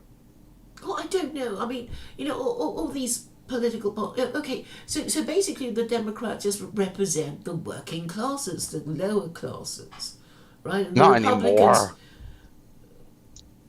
well, they sort of. Okay, but I mean, that's roughly, the kind of, the Republicans are they supposed to be the kind of, wealthier, more Yeah. petition kind of American. And well, I just think it's crazy to have this system. If I would scrap it and make America a one party state, which is supported by Washington, but Carol won't support it because I guess she just feels embarrassed saying that to her friends and family or anyone. I guess I think that's it. It's, oh, he can't possibly say that. They'll think I've gone crazy or commie, you know. Yeah. I think that's really the reason, the sort of personal, barrier to saying these things, um, which is sort of more social than rational in my view. But I mean, I guess I've lost all my inhibitions, and the more I do this, it's just like, yeah, I'll just tell you what I really think, Yeah, me ASAP. too. Oh, because I think I have the arguments, which I know nobody cares about, because they think they have to like it, and it's like if they don't have to like it for it to work. And it's almost as if they're trying to get me to lie to them, and I refuse. Like, oh, it'll be so easy, just vote, again. But yeah, I guess in a way I'm saying it's easy. It's easy for you to do the things that I, say you should be doing. Just do it, and then it'll get easier if you do it. But I think the problem with you, Vincent, is that you can't be taken seriously about your political views because you keep changing. First you're just playing 4D chairs, and then and then you sort of half sound serious, and then um, so No, so I've so. never been. No, no, no. I've never changed any of my positions. The only thing that I'm doing is accelerationism. I'm not doing anything else, but I haven't changed any of my positions. But people know that you are practicing malign encouragement, and they're not going to do what you suggest. Well, as long as the idea gets, I want people talking about it because I told you I've created Noah Hides by talking against it. I have had Noah Hides come up, tell me that they first learned about the Noahide laws through me. And so, it creates Noahides and give them ideas, give them good ideas. Like what? Like secular Noahidism, like doing it Alan Cecil's way as one of the options to get atheists and agnostics on our side. Well, they're more likely to become secular Koranists. No, there's agnostic or atheist Noahides. I mean, give it some time. Claire, there's more time than you think. This is not Muslim eschatology. We're not at the end. Give it some time. Yeah, I'll have to. It's not like I can just hurry it along by giving it a shove. No, I'm saying don't just oh no, Noahidism isn't caught up or anything you know, we still have a while before the American Republic, before global homo peaks and the American Republic collapses. So, we Well, I'm have kind some of, time. wanting to stop that because I want the American Republic to become, to adopt secular Quranism with American characteristics, and then, and then it will cascade towards its vassal states in Europe, and then maybe Russia will adopt it, and China and India and the whole world will, have secular Quranism with global characteristics. Ju- Just so you know, you passed out, but I think I understood what you were saying about global characteristics. Yeah, I mean, we'll see what spreads faster. I mean, Noahidism has a lot more power behind it than secular Quranism, so I'm Why sure it'll can't you spread try it? Why can't you just try secular Quranism with and test it, and say to everyone you're secular. because first of all, I'm not going to be able to really test it until secular Quranism becomes big, and that's going to be beyond my lifetime. No, no, And no. I You can don't, try. You can test it now by saying you are a secular Quranist, and basically, yeah, yeah. And then people will, will question no, you and argue with you, but you're going to stand firm and say I'm still a secular Quranist, and no, see if I people don't want treat you secular. any different. I don't want secular Quranism. I told you, I don't want something that works for the Abrahamics to work. I don't want an anti-room to Islam. Okay, That's but if I were to say, look, if you do this, you're going to get rich. If I were to say that, would you kind of think, oh, maybe I will, or I'll think about it? it depends on what you asked me to do. Just argue as a lawyer would to, to justify your position. That's all I ask. I'm not telling you to lie on my behalf. You're, Yeah, but I'm not going to get money. No, I wouldn't take money to argue for secular Quranism. Well, I mean, maybe you don't really have a good business sense. Maybe you need a manager, and maybe you need to take money. Maybe you can offer to be a guest on people's show, on channels for an appearance fee. Who am I, or as a Noahide or a secular Quranist, to you know get enough publicity to be on TV that they'll actually pay me to come on? Well, people get appearance fees. I got an appearance fee, from what's his name, Ultimated Judeo Christian, I and know, he offered to well, pay you, and you said no, no, don't bother. So I guess you don't really have much of a business brain. I'm not. Oh no, Claire, I'm not going to take for money, go against something, against my principles. I'm not You doing it. haven't got any principles. Yes, I do have What are principles. they? I have beyondist principles, don't What I? are beyondist principles? Oh, that's really depth Yeah, you can't in really depth. say. I might as well Can't wait. have I asked you what wait, are Claire. Christian principles, and you wouldn't be able Hold to on. I say. do. No, wait. I can answer. Um, they're all written out. I've Yeah, shown but you've them to you. So, forgotten about them. I've got so I've got don't act like I principles. don't have them. Yeah, you Don't don't. You act like I can't. You don't. do. Oh, I wrote them down somewhere and I lost that piece of paper. Oh no. No, I do, and I have them more fleshed out than you do. Okay, well, where are they? Is it on your website somewhere? Yeah, it's at religionofbeyondism.blogspot.com. Okay, how many principles do you have? 21 or 22. I don't believe you, and you can't even name one. Well, it's a little because it's not so simple as no idolatry. Well, that okay, evolution is the driving force of the universe. It's Okay, just a that yeah, that I believe I statement. take. That's not a proper principle. A principle is I always do this or I never do that. That's a principle.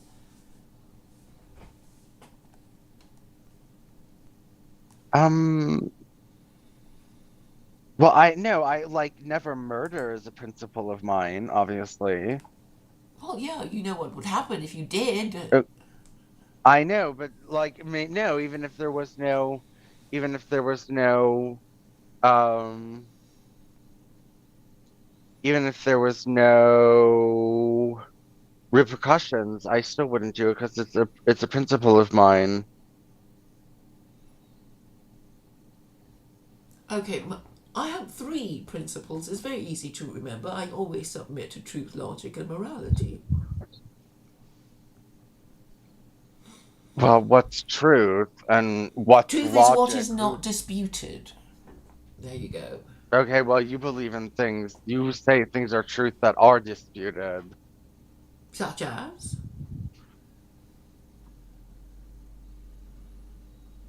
Well, give me a truth that you would say. What's it? Give me a truth. Christianity's kaput. Okay, not everyone agrees with that, so that's not a truth. But actually, they can't prove that it's working. I mean, they won't have a sustained dialogue with me because they already know I'm going to win. Because if I were to ask them what Christian principles are that their government support, they just wouldn't be able to answer me.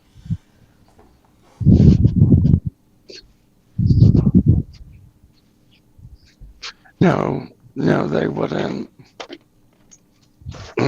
No, they wouldn't. Thank you, thank you. I'm just saying,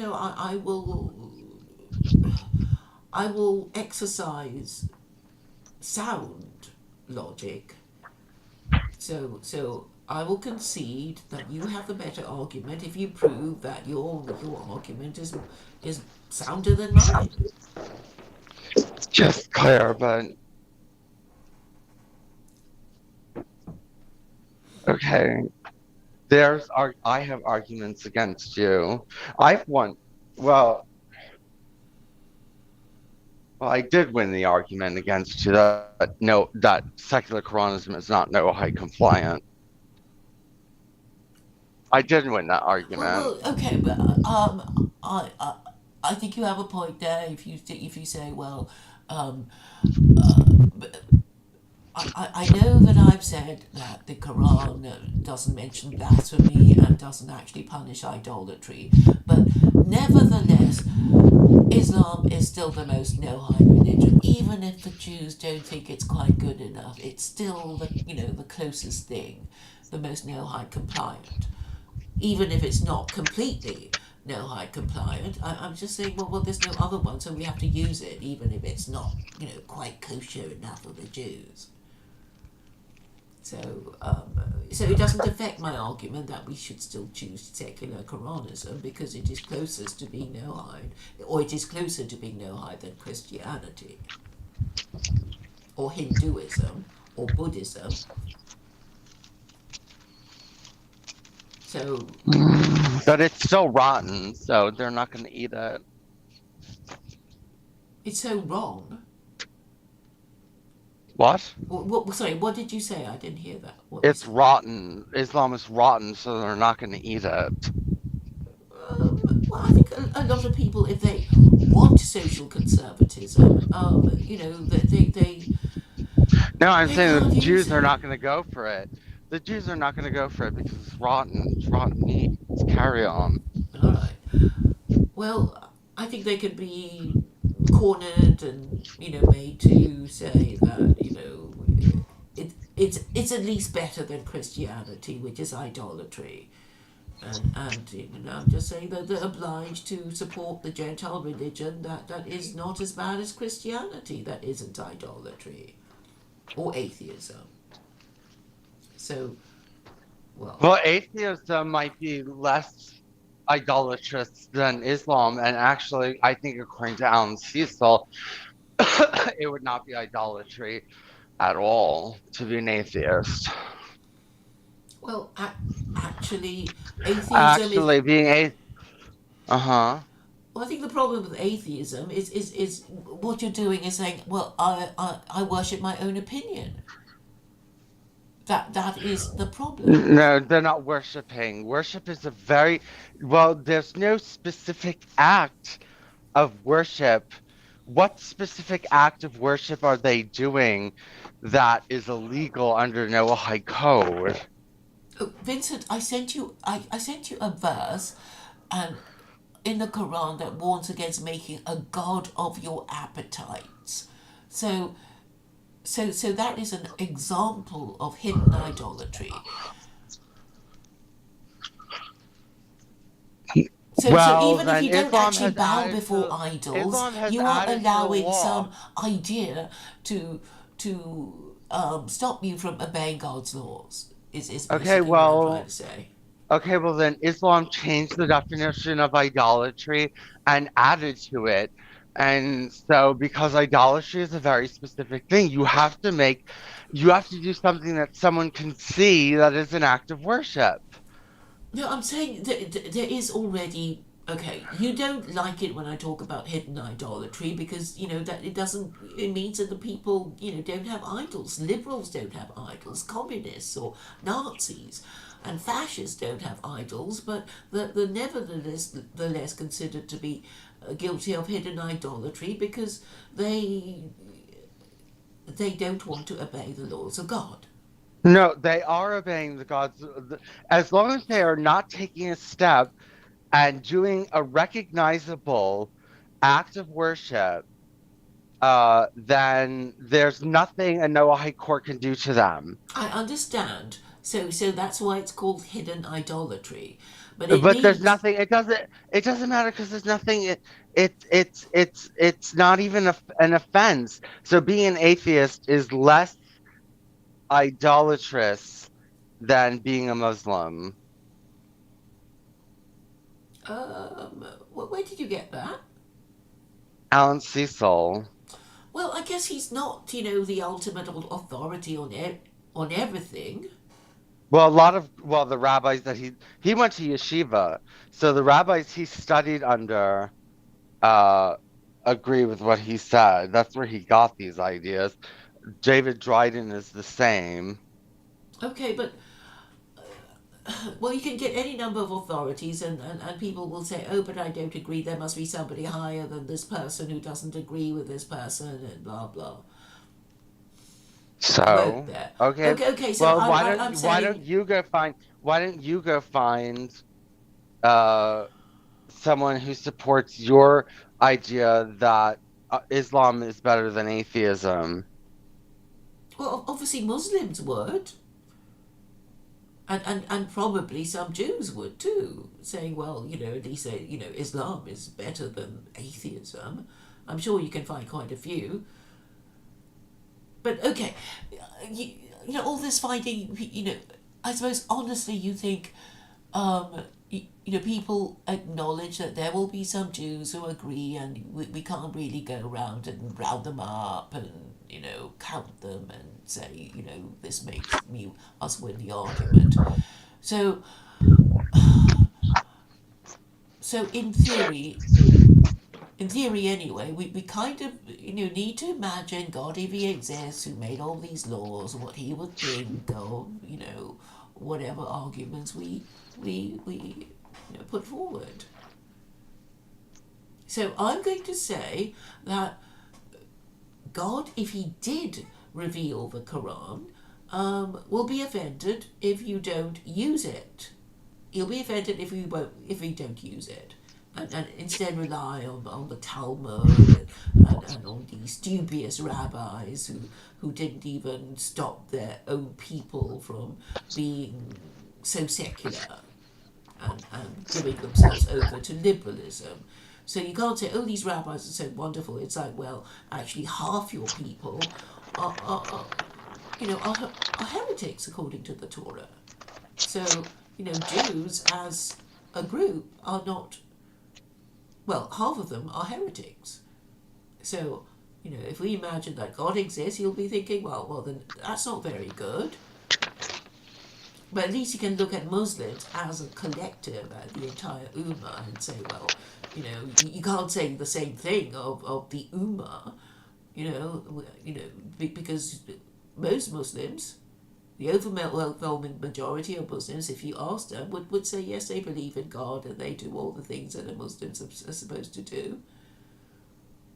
So the percentage of believing Muslims is higher in Muslims than in Jews.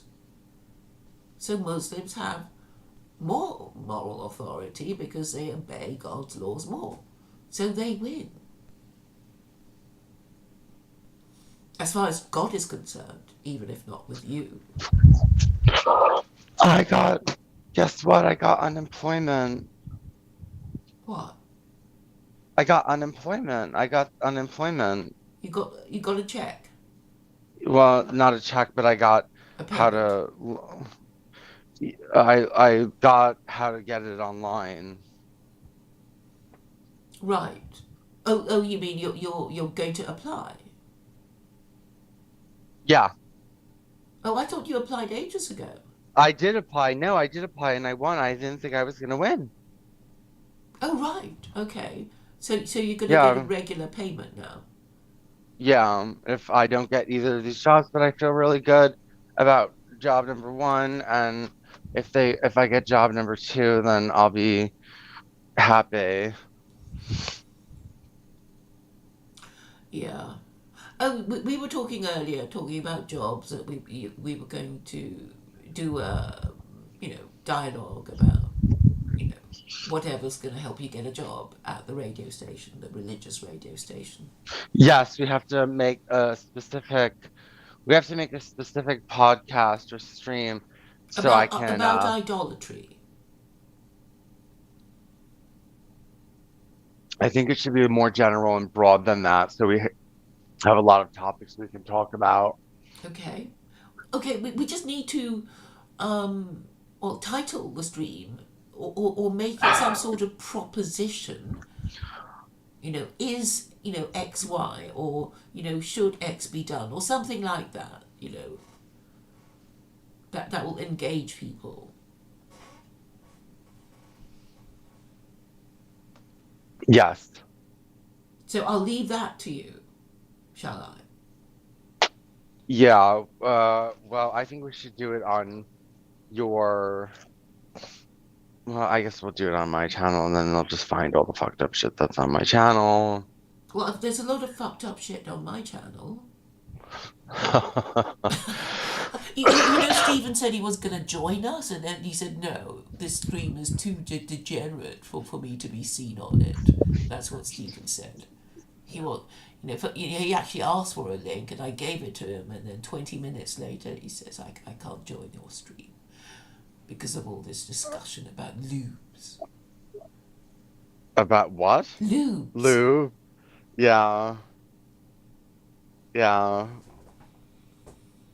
Yeah, I kind of do it halfway on purpose to get them upset because I know it upsets them. Hmm. But I mean, I didn't make it up. I just happened to be on my way to go get Lou. Mm-hmm. Wasn't a lie. Well, I can take that sort of thing. I'm cool with it. Yeah, well, obviously they're not, I and they know. just can't handle it. Hmm.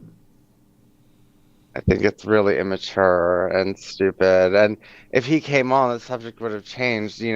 I wouldn't be talking about. We didn't talk about lube all day. We talked about lube for about 3 or 4 minutes in the conversation. It took up about lube, and I think they're being big babies. I really do. I think they are big babies, and I think that um, I think this is part of the reason why they can't win, and that they don't know how to talk to the other side.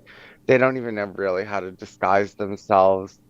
I get well, they disguise themselves in public. Obviously, you see none of them show their faces. Like Stephen J. James doesn't show his face. I mean, if if what you're doing, you have to do it. You have to do it in such a way where you can show your face. Like I think with Beyondism, which is religion of beyondism.blogspot.com, uh, is philosophy that you can approach the public with a face. I think it's how you say it. It's how you say it and what exactly your objectives are. Like if they're positive for the white race, but for other races too, then you can say it without hiding your face. But, you know, I guess what I'm getting at, yeah, you know, he doesn't even show his face. So I don't even really, he has no power. They have no power if they're not showing their faces. Yeah. That means that they're in such danger in broad society if anyone found out who they were, you know, that they would get in trouble and they know it. And they know, I think it's because, they know they have ill intentions. If they had good intentions for the white race, but also good intentions for all the other races and thought kindly of them, they could show their face, but they have ill intentions for other races. So they have to hide their face. You know what I mean? I don't need to hide my face about eugenics because I don't have ill intentions for people, Yeah. you know. So it's what your goal is and how you set it. Like I'm using this 70 nations plan to spread white ethno-nationalism. So under the Noahide plan or the Noahide, what Noahidism is, there's the 70 nations program, which is that, the world, when they got out of Noah came 70 ethnic groups to kind of populate the earth. And the idea is to kind of preserve this and um,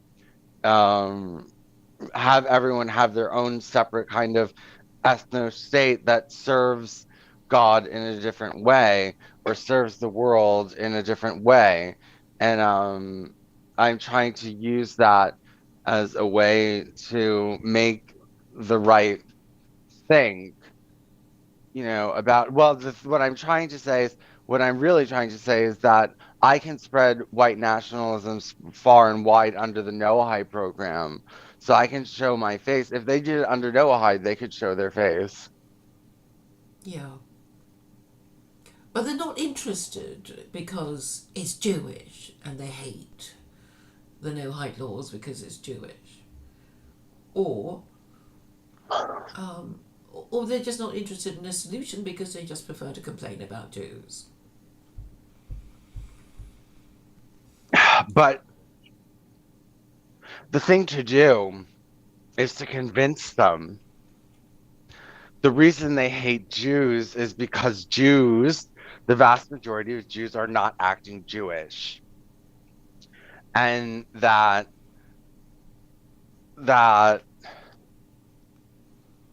if Jews had been preaching the Noahide laws since, the Roman period or whenever it came into existence, that they wouldn't hate Jews.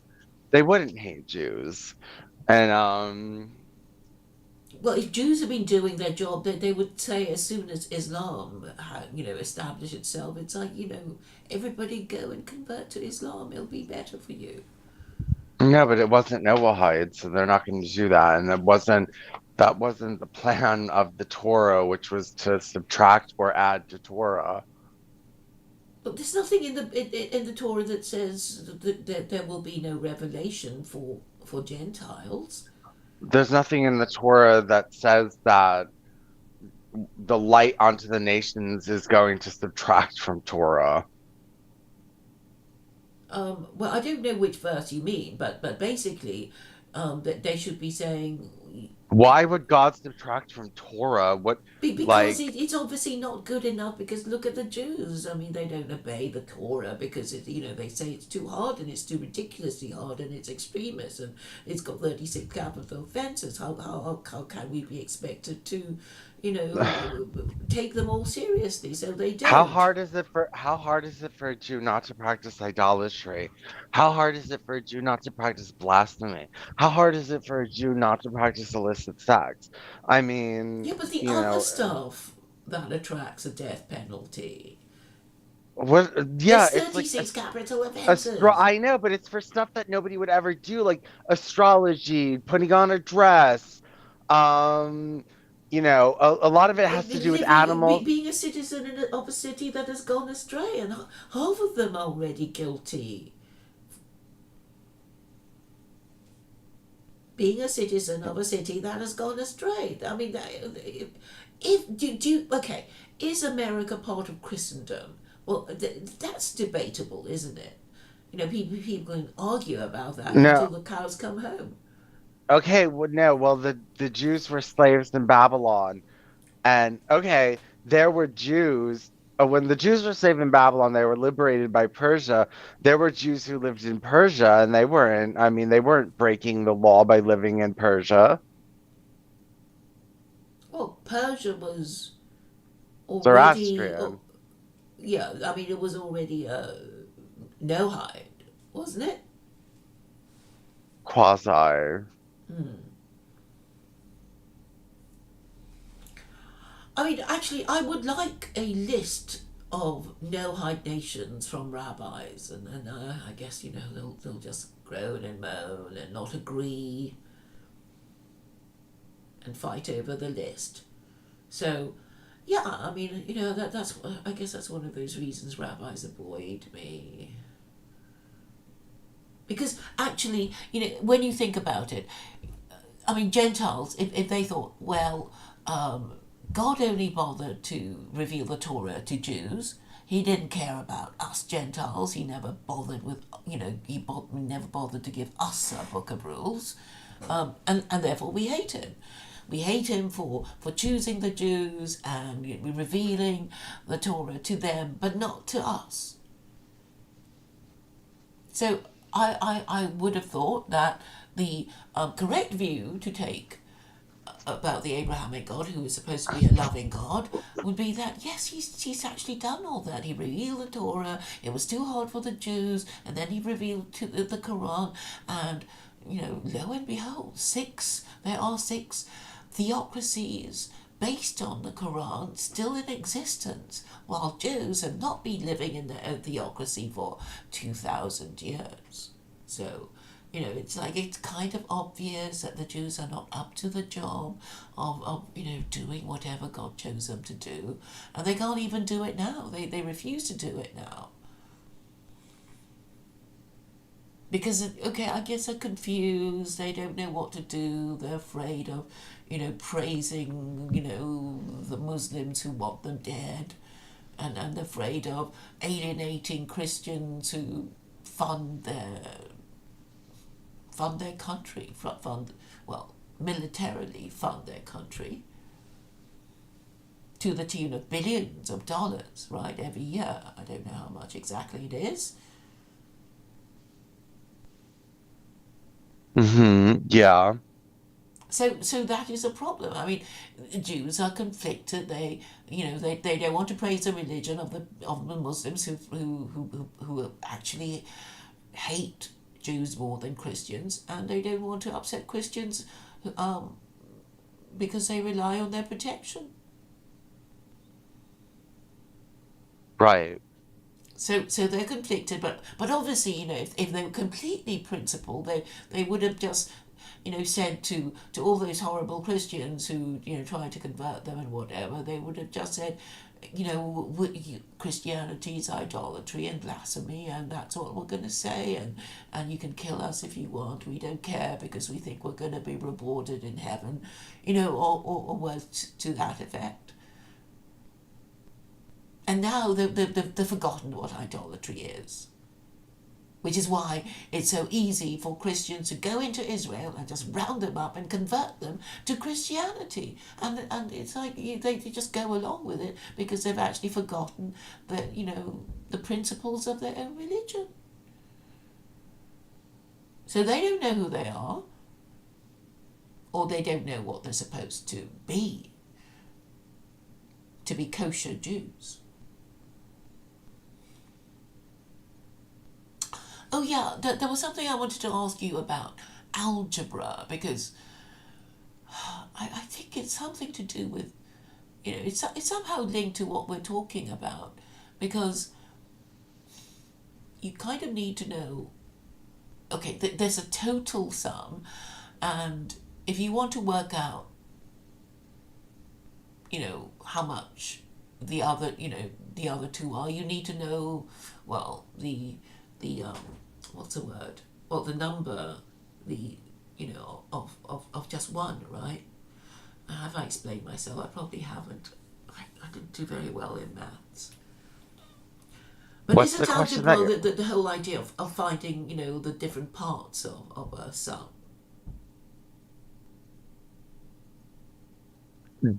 the different? I don't know anything about algebra anymore. Okay.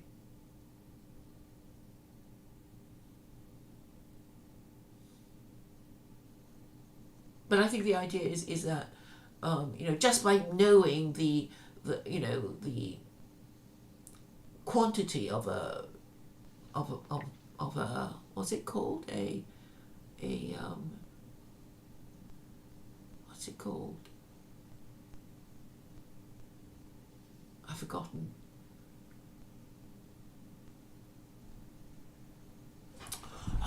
It's really annoying me.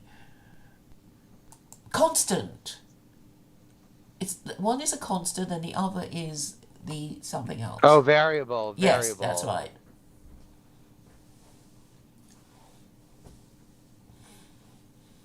Yeah. So I'm saying that the Jews are the constant, but they become variable, and that's why the world is in such a mess. And if they can't get their act together, then the constant will just move on to people not them. Mm-hmm. And half of them are not constant because half of them are heretics. And then you compare, Jews to Muslims, and it's like, well, whatever you think of Muslims, most Muslims, if you ask them, would say, yes, we believe in God, yes, we pray 5 times a day, or at least they'd have the grace to lie about it. And yes, we avoid pork, and we avoid alcohol, and we avoid gambling, because that's what we're supposed to do. So there would be more practicing Muslims and there would be practicing Jews. So they can no longer be the constant. But we need a constant, don't we, in humanity. Somebody has to be the constant. And if the Jews have lost the ability to be the constant because they can no longer grasp the concept of idolatry because they've forgotten, which is why they're being so easily seduced by Christians into becoming messianic Jews, well, something's wrong with them. And they're no longer up to the job, and they should just hand the job over to people Islam. Well, I was going to say people like me, who are not quite Muslim, but who understand how these things work. Mm-hmm. I mean, you don't actually have to be Muslim. I mean, you can understand all these ideas without necessarily believing in God, Mm-hmm.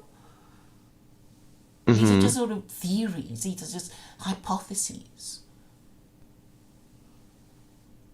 Yeah. But I think that, I mean, you understand them, and because you finished my sentence for me. And I think we can go far with that. I mean, I wish you could see the potential.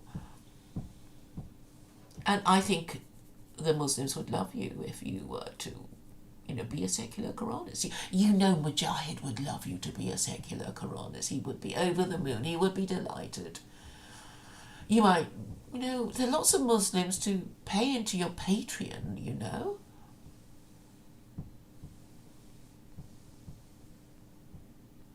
And look, what's going to happen if you do decide to become a secular Koranist? The people will just go, oh no, he doesn't mean it, he's stupid, he's going to be thrown off a tall building, blah, blah, blah. And they'll just go on and on like this for months and months and invite you to their show. I mean, okay, that's a best case scenario, right? Because they just Yeah. wouldn't, and then they'll ask you questions, but you'll be able to answer them properly. And this is how I see you shooting to fame. Mm-hmm. With the option of, becoming a no-hide later, if that's what you want to do. But, obviously, there are lots of Muslims and, they kind of want America to become Muslim because they've had enough of the craziness, and so has everybody else, in Europe. And you could be a force for good for humanity. And finally, this is a clincher. These degenerate white nationalists, you will be, well, higher in status than them because you're actually the one, kind of doing what they're too incompetent to do or too scared to do, and you're a gay man and they can't even, talk about it.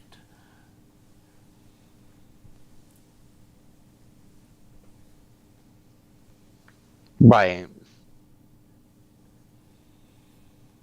Because I think if you were to become a secular Koranist, people will just go, "Oh wow!" Because currently everybody's saying, "Oh, nobody will join."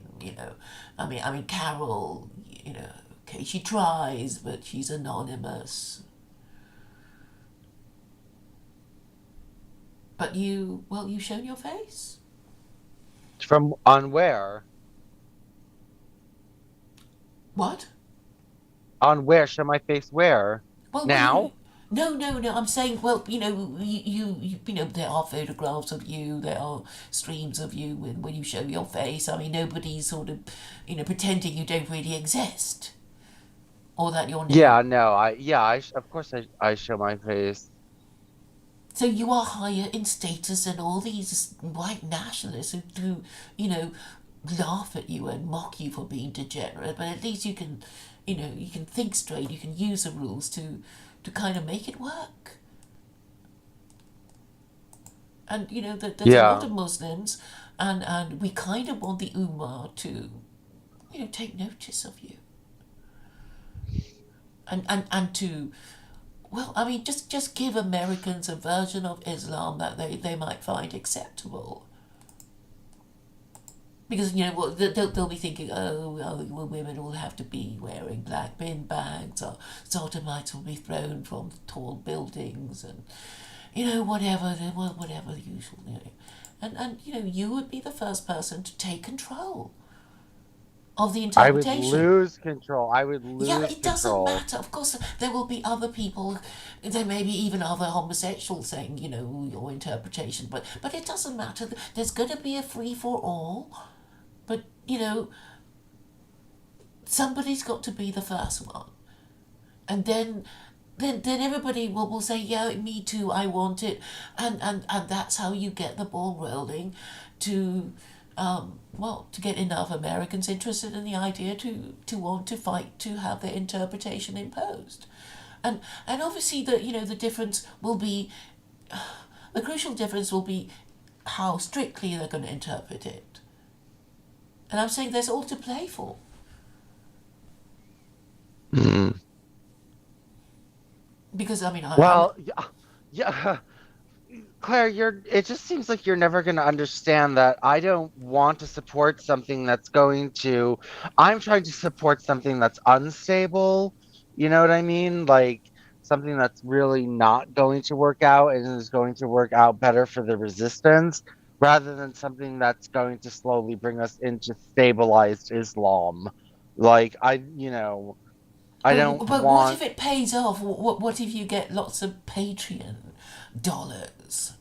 No, do you think that I'm gonna give up my principles for money? Yeah, Why?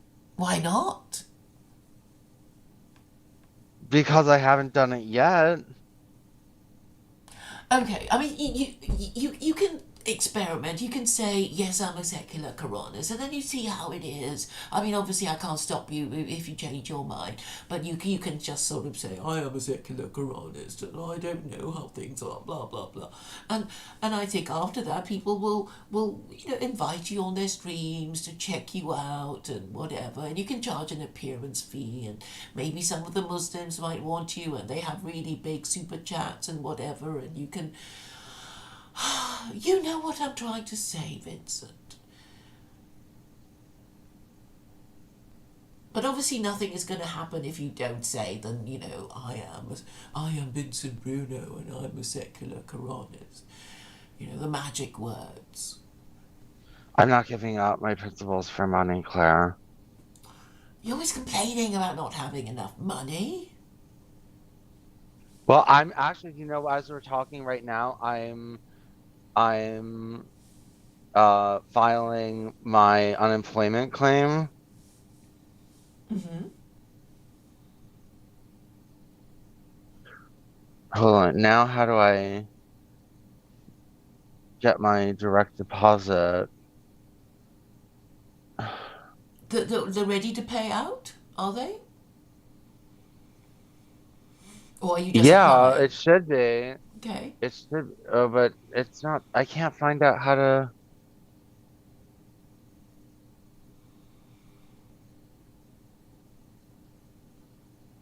Hold on, my unemployment.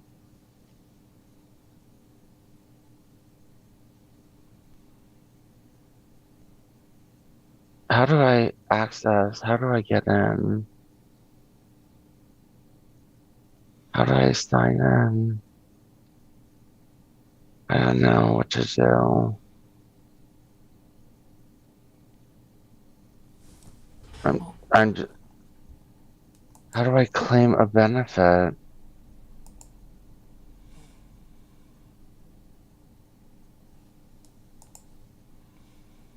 I don't know. well, maybe you need your full attention when you're not, streaming to work all the answers out.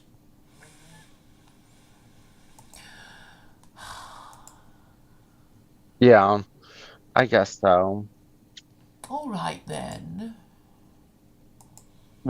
Oh, did we just agree to end the stream? Um, is there anything else you'd like to No, say? it would be good because I might have to call unemployment now to see how I get in here and do this. Yes. Well, good luck with your claim, and do consider my offer. I'm sure you will get a lot of interest from Muslims and Islamophobes and gay people and Jews and, nationalists and all kinds of people. I really think you would. Okay, well, we'll talk more about it, but you're never going to get me to do it. All right. It's just an idea. Oh, Bye all bye. right. Bye.